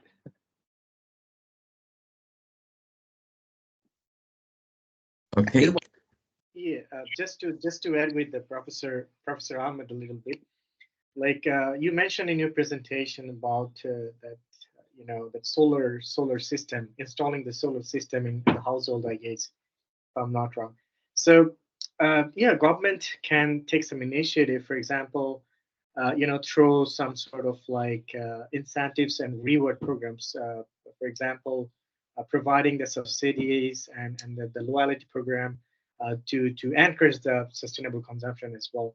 And at the same time, the price sensitivity that has to be, the price that has to be ensured, as Dr. Hassan also mentioned, that consumers are not willing to pay for the sustainability. That's need to be ensured. So they're not willing to pay for the sustainability. So I think the government and the policymaker, they should come up with some sort of policies that actually, addressing these sort of issues, like, for example, consumer perspective. Like they don't want to pay more for the sustainability, particularly for some sort of like green product, this and that, you know. And some other aspect actually also see from the recent the newses or medias that they come up with some fake newses like greenwashing that our product is sustainable, these and that, like that feature.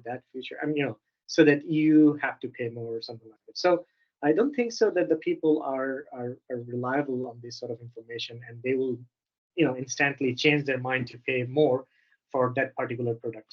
So yeah, so I think the government and policymakers should observe these sort of things happening in the market and ensuring the sustainability among all those things. And the professor Ahmed also say that you know, making everything sustainable in the market, or you know, making everything or ensuring the sustainability of the market should, you know, make our life easy, or make the consumer life easy to choose and something like that. All right, yeah, thank you so much.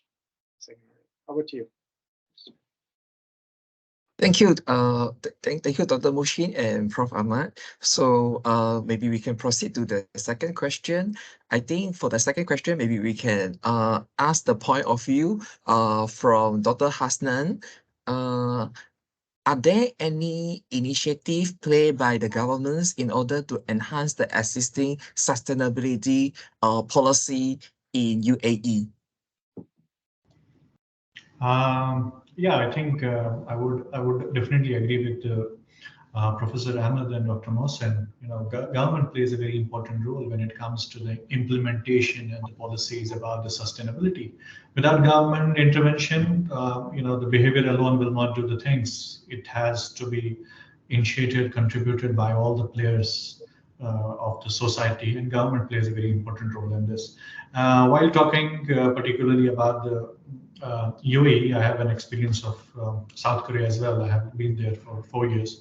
So I can compare the two governments very well, how they are contributing and how the policy is differentiated.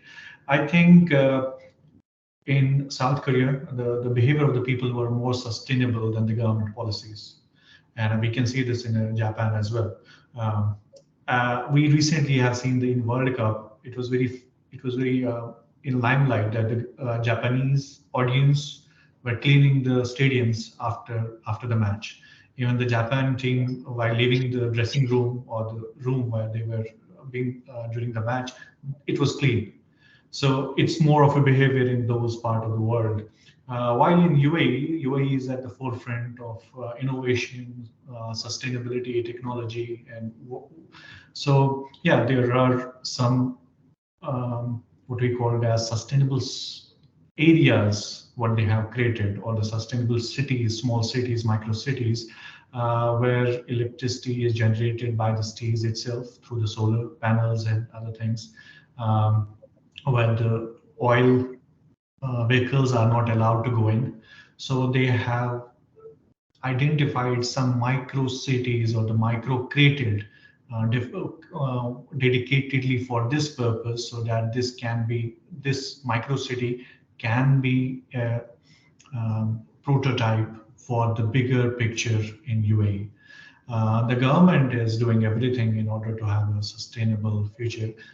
Actually, I was referring one of my boxes, and it's here. I checked it today. It mentions it's renewable, recycle things have to be go there. So in every offices in our university, let me show it to you.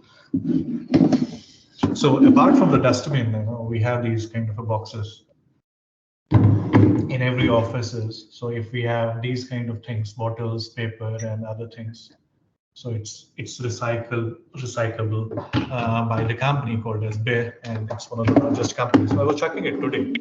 So yeah, such initiatives are everywhere in UAE. You are heavily charged for spitting, for throwing the garbage on the roads. Noise pollution has to be controlled. You know, I think the government is very on the forefront and very active in providing such assistance to the people or to the citizens, so that they can achieve, or they are at the top when we combine a list of sustainable countries where it's initiated. Yeah, there are many initiatives started by the UAE government. And one of these was, if you can check, there's a called as Magsdar Steel. And if you can chug these kind of teas, and other thing, they are creating, I mean to say, jungles out of the desert. They are coming up with the new living areas which are filled with trees. So this amazes, this blows your mind when you see so much greenery in deserts growing up. I think that can be only possible when the government is very serious about that sustainable initiatives, and also implementing it on the grounds.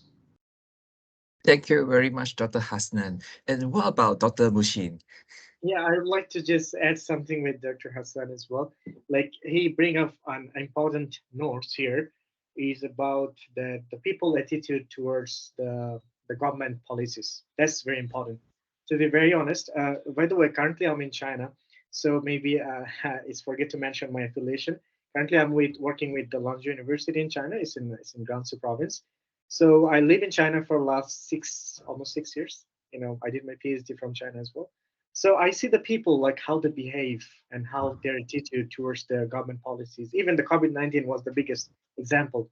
To be very honest, their strict policies, this and that, and that was remarkable. Like very very how to say that in Southeast Asian perspective. To be very honest, since I'm from Bangladesh, so I see that's missing. That's missing. Like in that area. To be very honest, even so many things you are coming with the government, coming with a lot of subsidies policies and so many stuff, but people attitude is different, their mindset is different.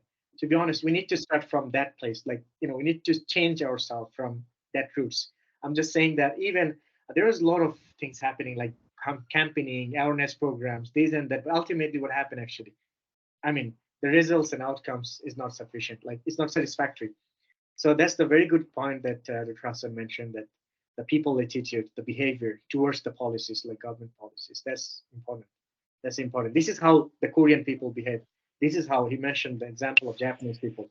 The world have seen, the attitude towards the policies and everything. So I think to ensuring the sustainability, to ensuring all the practice of sustainability practice, I think it's important to raise the awareness of the people, like their mindset, changing their mindset as well.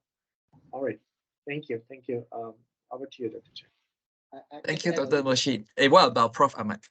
Yeah. Add a little. I remember presenting a paper about sustainable consumption. I chose a village in Japan, Komatsu village. You know that they, when we talk about the box that is shown by Dr. Hasnan, it only involves three things: paper, glass, plastic, like that kind of thing. In Komatsu, in one of the villages in Japan, they managed to segregate 32. Can you imagine? 32. And the whole village did that. And without, obviously, it will start with enforcement. It will start with enforcement. But then it becomes habit. So when we become habit, it becomes that if they didn't do it, there's something wrong with it. It's like us, like we Muslim, if we don't pray, we feel, oh, yeah, we miss something. That kind of thing. Because we already done it every time. So that's what happened.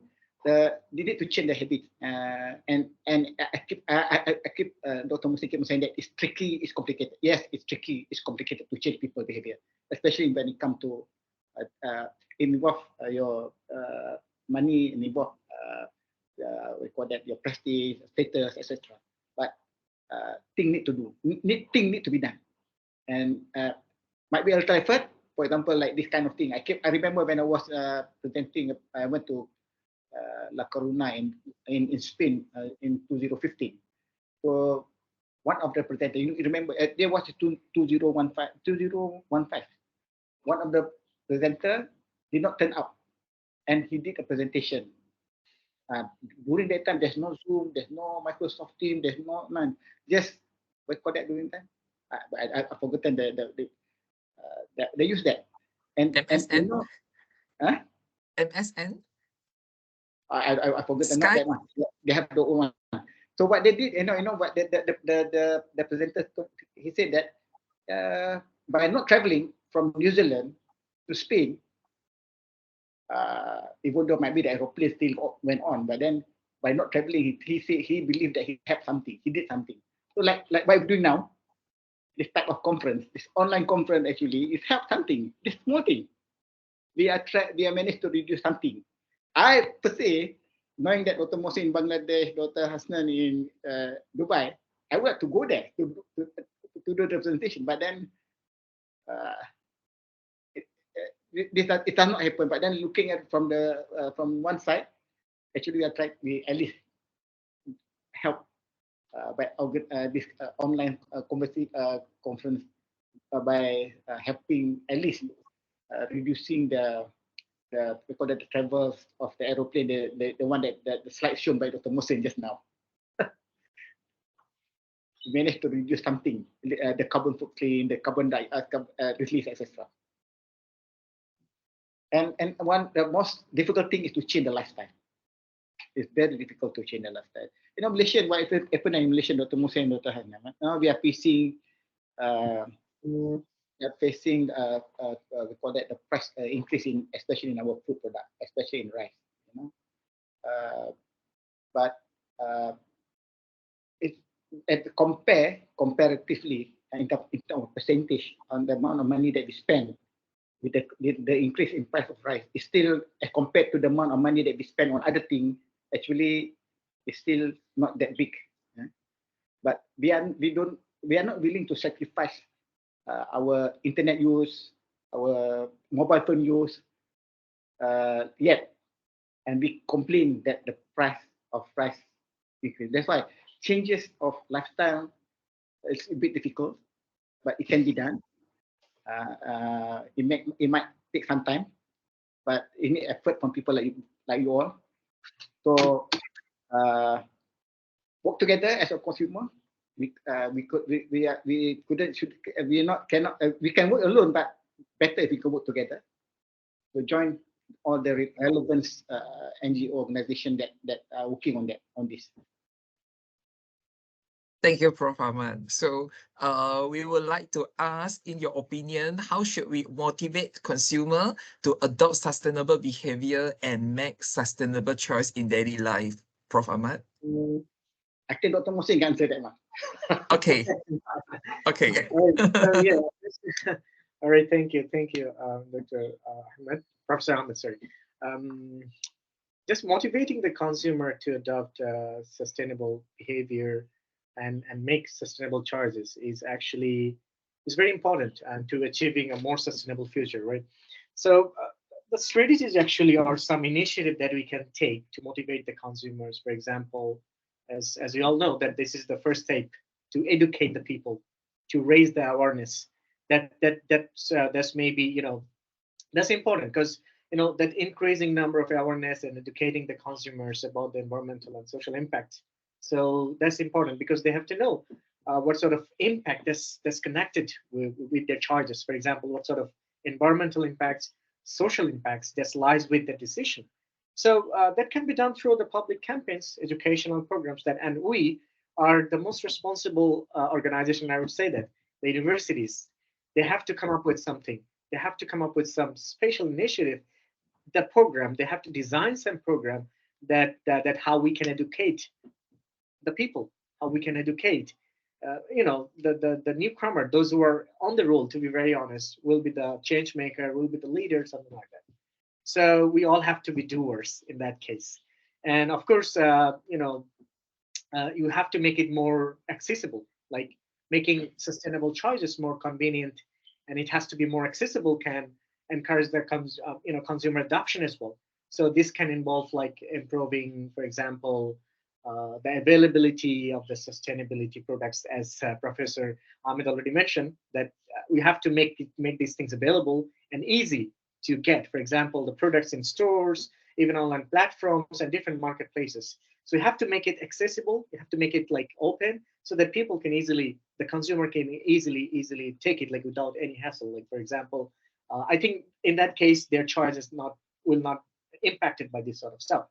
So we have to be very careful about the price as well, as Dr. Hassan mentioned. And the things is like kind of like the peer influences.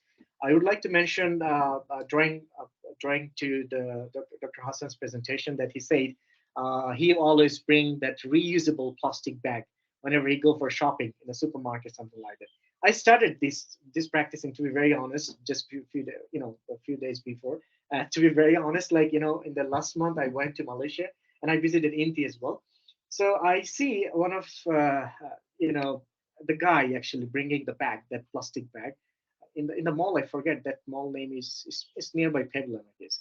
So there is a shop called Mr. DIY, right? If I'm not wrong. Yes, yes. So they are selling some sort of like plastic bag, which is reusable, a very nice looking, something like that.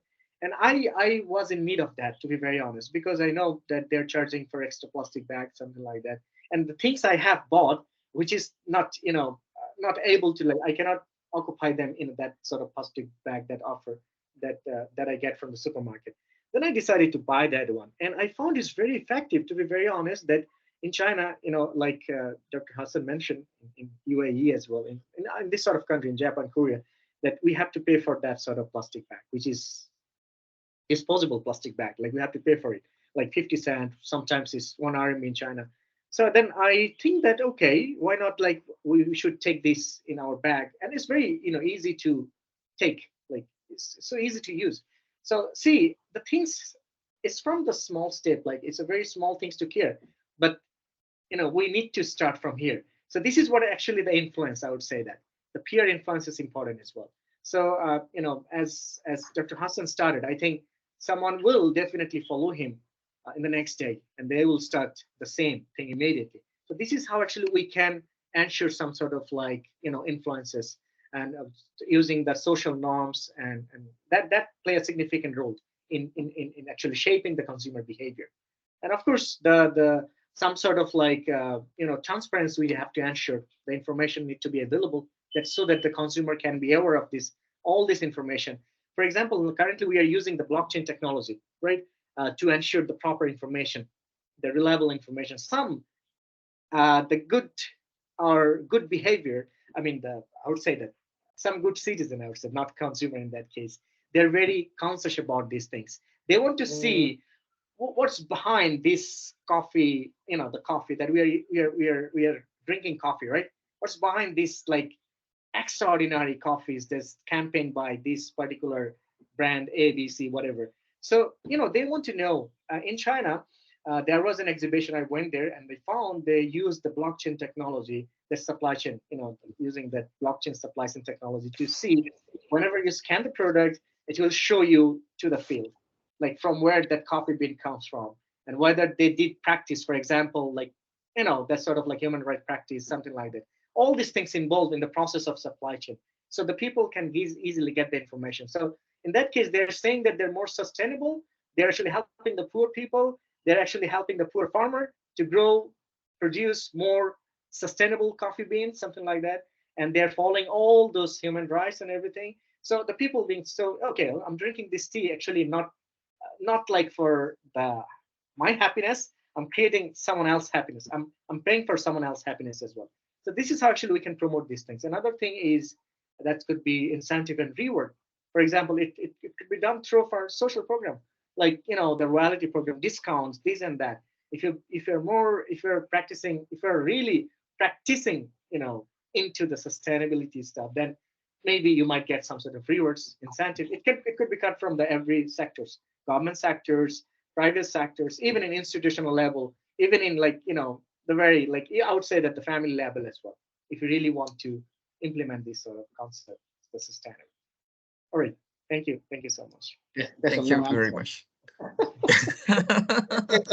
Just a short one. Adding what Dr. Mohsin just mentioned.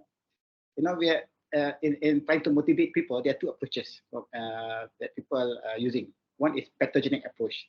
The one that I use in my slide, that one is pathogenic approach, making people scared. That what happened, rise in the world temperature, what happened, etc. One is pathogenic approach.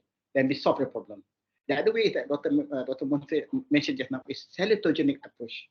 Salutogenic approach meaning that we highlight when we do this, what will we gain? What will the benefit that we gain?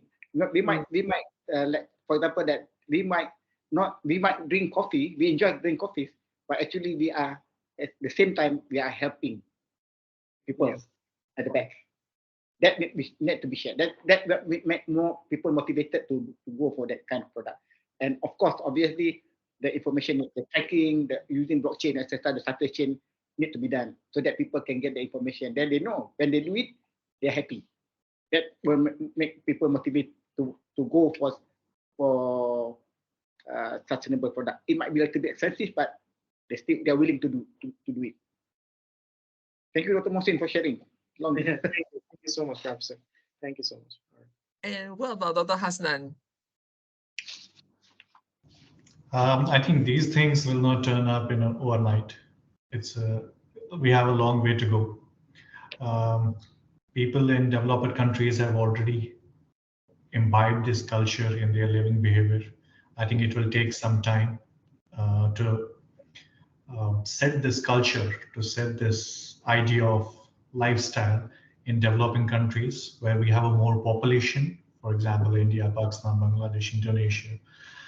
So it will take some time to impart this education, to impart this lifestyle, and to make it a regular and daily lifestyle in their lives. I think the challenge with the developing countries is a lot. Putting this burden of sustainability on their shoulders will be too much.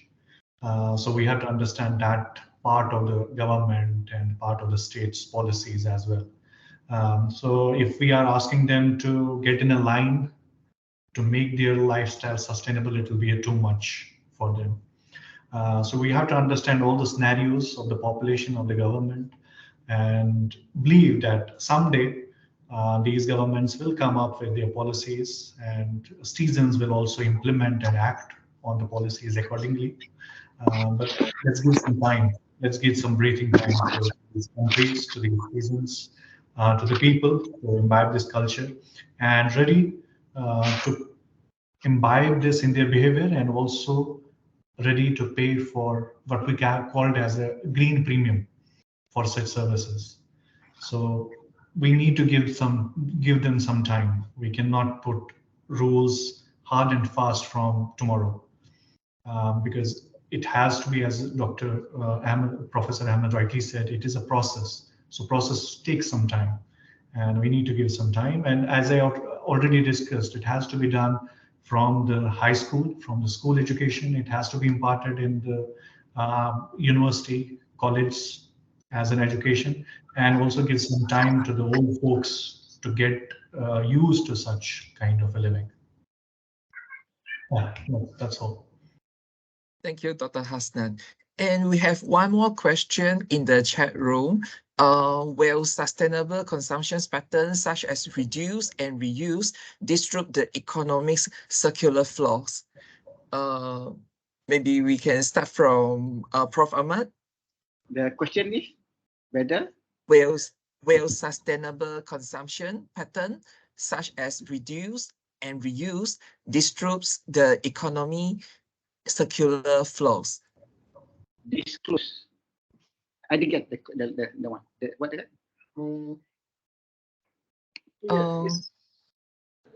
The question is will sustainable consumption patterns such as reduce and reuse disrupts the economy circular flow? I didn't get disapprove, or this. The question is the circular economics.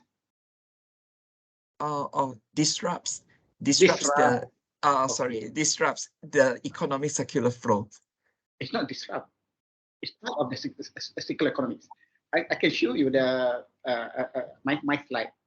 Let's check, yeah. Just to share again. So I've already closed it. Anyway, it's okay. Actually, it doesn't disrupt. It enhances the circular economics.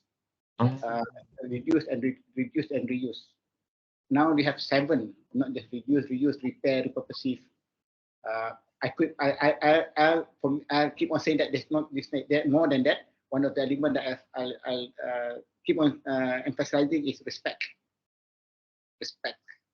of the resources. So this is the Japanese approach towards do not waste or motanai, do not waste, respect. So all that actually is in the circular economics. That's why they call circular. Doesn't mean that there's no waste at all. There are, but it reduced, as mentioned by Dr. Mohsin, there are impact. We try to reduce the impact. We couldn't remove all because we still need to use it. We are not going for anti-consumerism.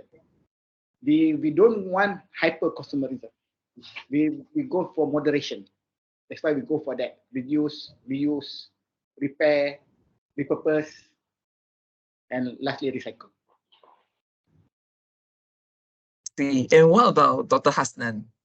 Yeah, I would like to add to this.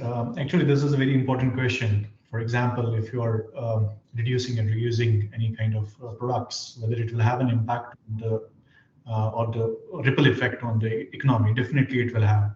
The government has to take in consideration if they are coming up with the policies and the regulations. They have to see that what industries are going to be affected if these policies and regulations are going to be implemented, and how much impact it will have on the unemployment, how many people will be left unemployed if this industry is shut down. For example, plastic bags industry. So if a country is imposing a ban on the plastic industry, plastic bags, it's going to leave many people unemployed, and it's going to shut the whole industry in the country. And sometimes you just have countries whose economy is also depend on some few industries. For example, Dr. Mohsen rightly said about the Bangladesh. The whole economy is depend on most of the economy is depend on the export of the textiles. So the government, while imposing the policies and the regulations of producing the textiles very sustainably, have to take in consideration the people or the millions of the people who are working in this industry. It might affect their livelihood. Same goes with the Vietnam, which is the Vietnam's economy is booming, and it's again based on few sectors. So while imposing those policies and regulations, we need to take care that it may not affect the economy as whole. So why I always advocate a parallel universe going through. So you have to carry on your conventional sectors and industries, and at the same time you have to carry sustainable sectors or industries, and somewhere down the line they will come up, they will collide with each other, they will intersect with each other, and that's the point you have to wait, or that's the point you should always work on getting that intersection as soon as possible. But a complete replacement, a complete shutdown of some industries will definitely disrupt the economy. Yes, Dr. Hassan rightly said, and at the same time, Professor Ahmed also explained the same thing, because I would like to add something that Dr. Hassan mentioned right now, that yes, definitely, this is the alarming part of, we need to think about it.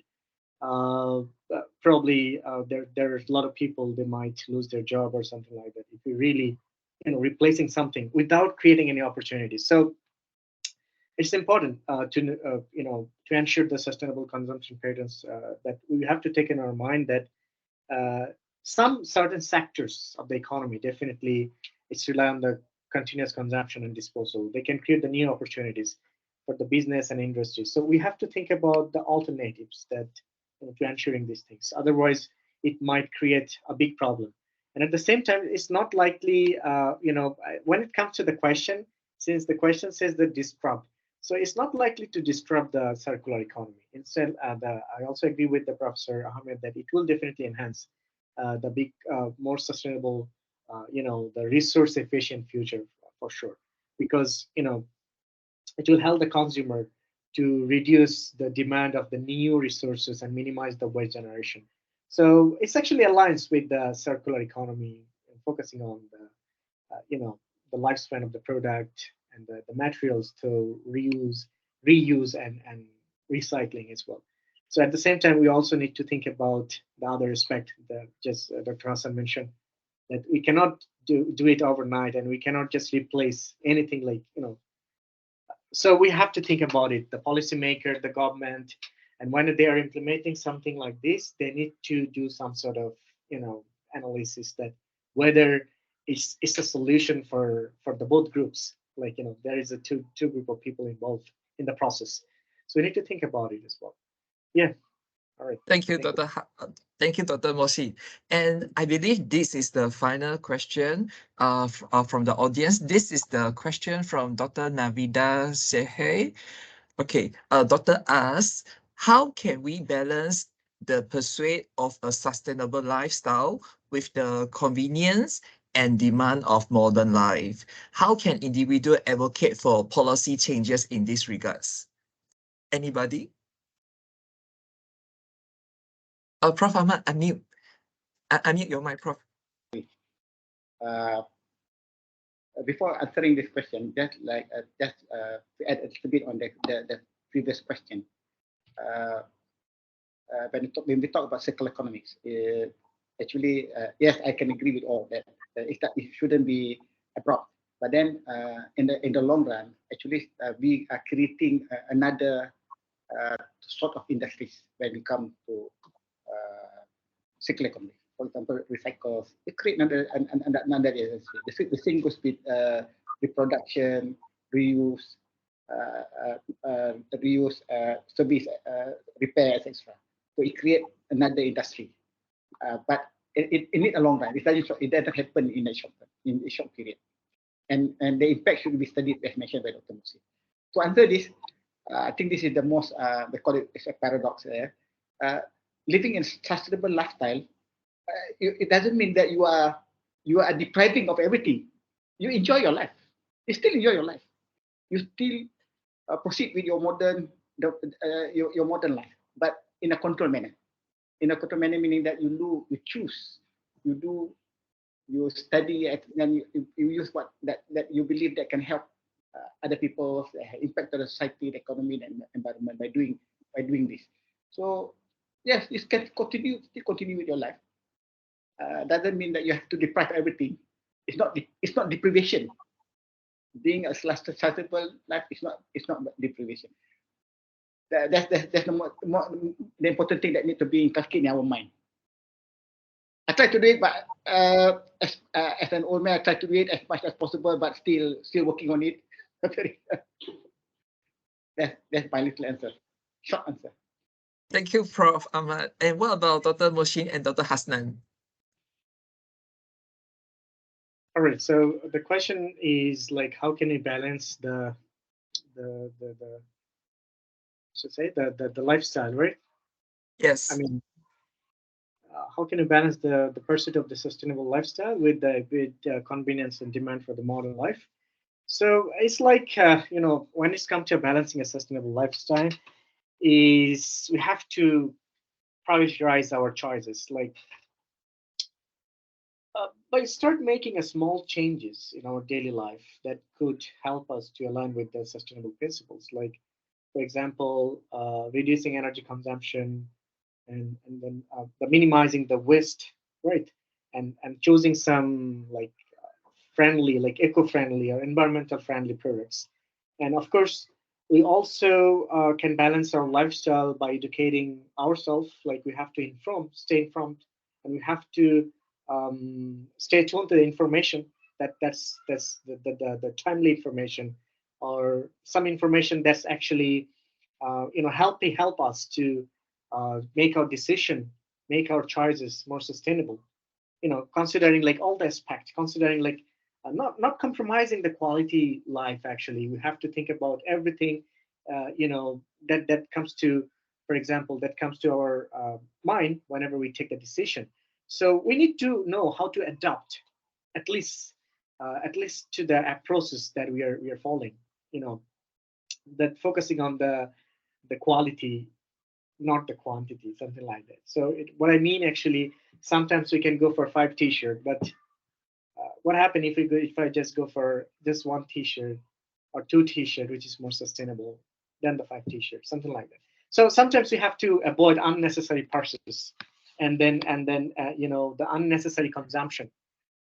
That definitely actually will change our behavior as well, in terms of balancing everything, like the sustainable lifestyle, and prioritizing this sort of like the choices, like modern choices as well.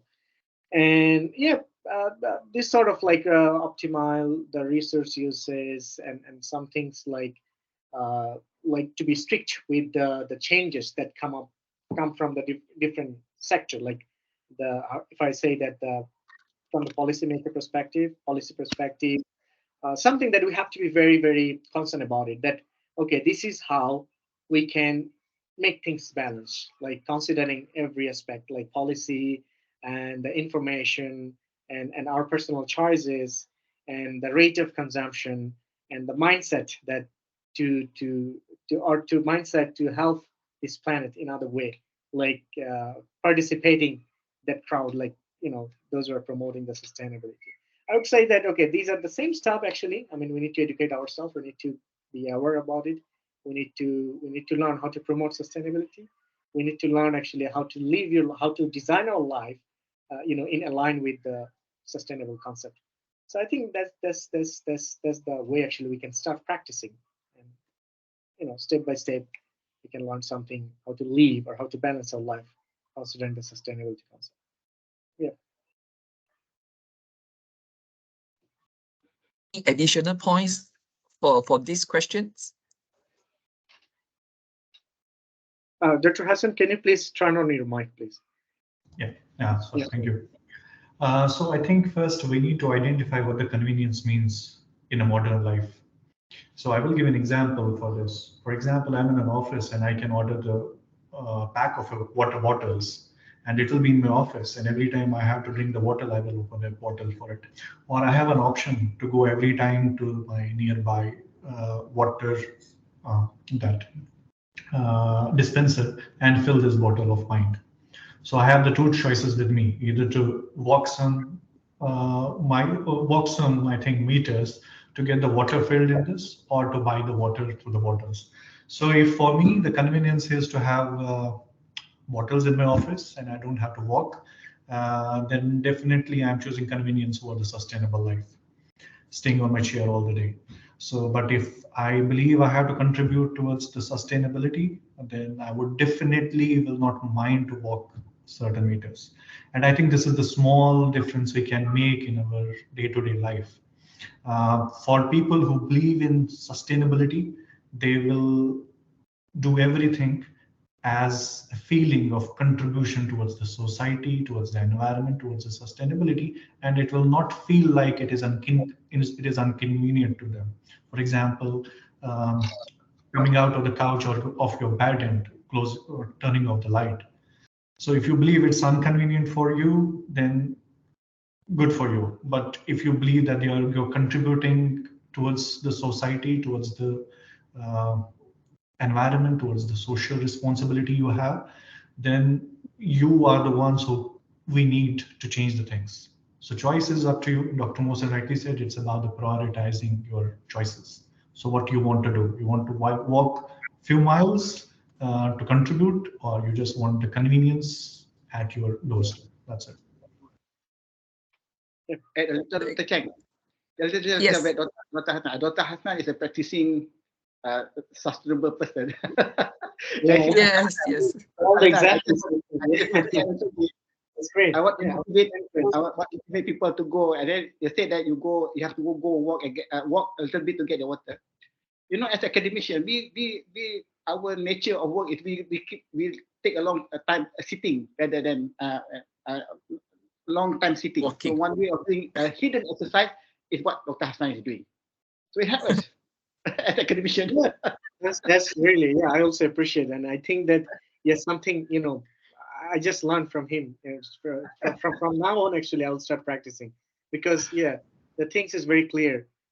This sort of like small contribution will create a big impact in the society, and contributing to the environment as well as to the whole the planet, to save our planet. This is our right to save our planet, right? Or create a sustainable future for the next generation. So yeah, thank you so much, Dr. Hassan, for showing us the things actually you're practicing now. My pleasure. The last slide of my presentation was saying if this symposium can bring a small change in your life, I think that will our objective will be fulfilled. So Yeah, we yeah. as Thank well you. so we take the opportunity of doing something that can help us, especially what we call that hidden exercise. We need to walk, not just sitting. We sit a lot of time, too many hours. Yes. Thank you very much, everyone, for the sharing. So, ladies and gentlemen, we are going to have a photography session. Please turn on your camera to have a group photos together.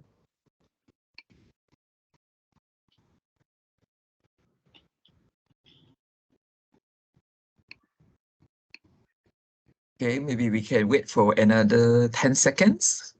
So everybody could get ready to turn on their camera.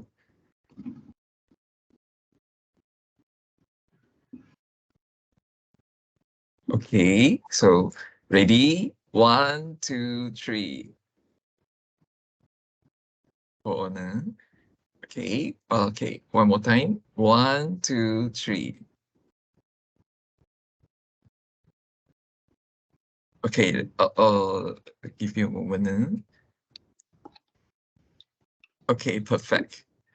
So thank you very much, ladies and gentlemen. That's all. And please remember to scan the QR code which published on the screen to jot down your attendance. Here come to the end to our online symposium today. Once again, thank you very much to Assistant Professor Dr. Akim Mohsin, Assistant Professor Dr. Hasnan Babel, and Professor Dr. Ahmad Hariza Hashim. To all the audience at Microsoft team, thank you so much for staying on with us since 3:30 p.m. until now. We hope to see you again in our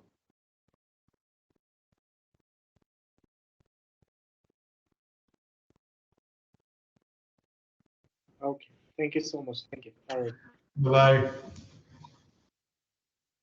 All right. So it's nice meeting with all of you, especially Professor Ahmed and Dr. Hassan.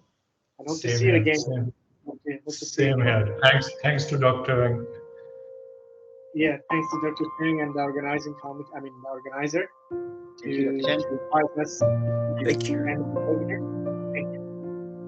Thank you, Thank everyone. you. Bye. See you. Bye-bye.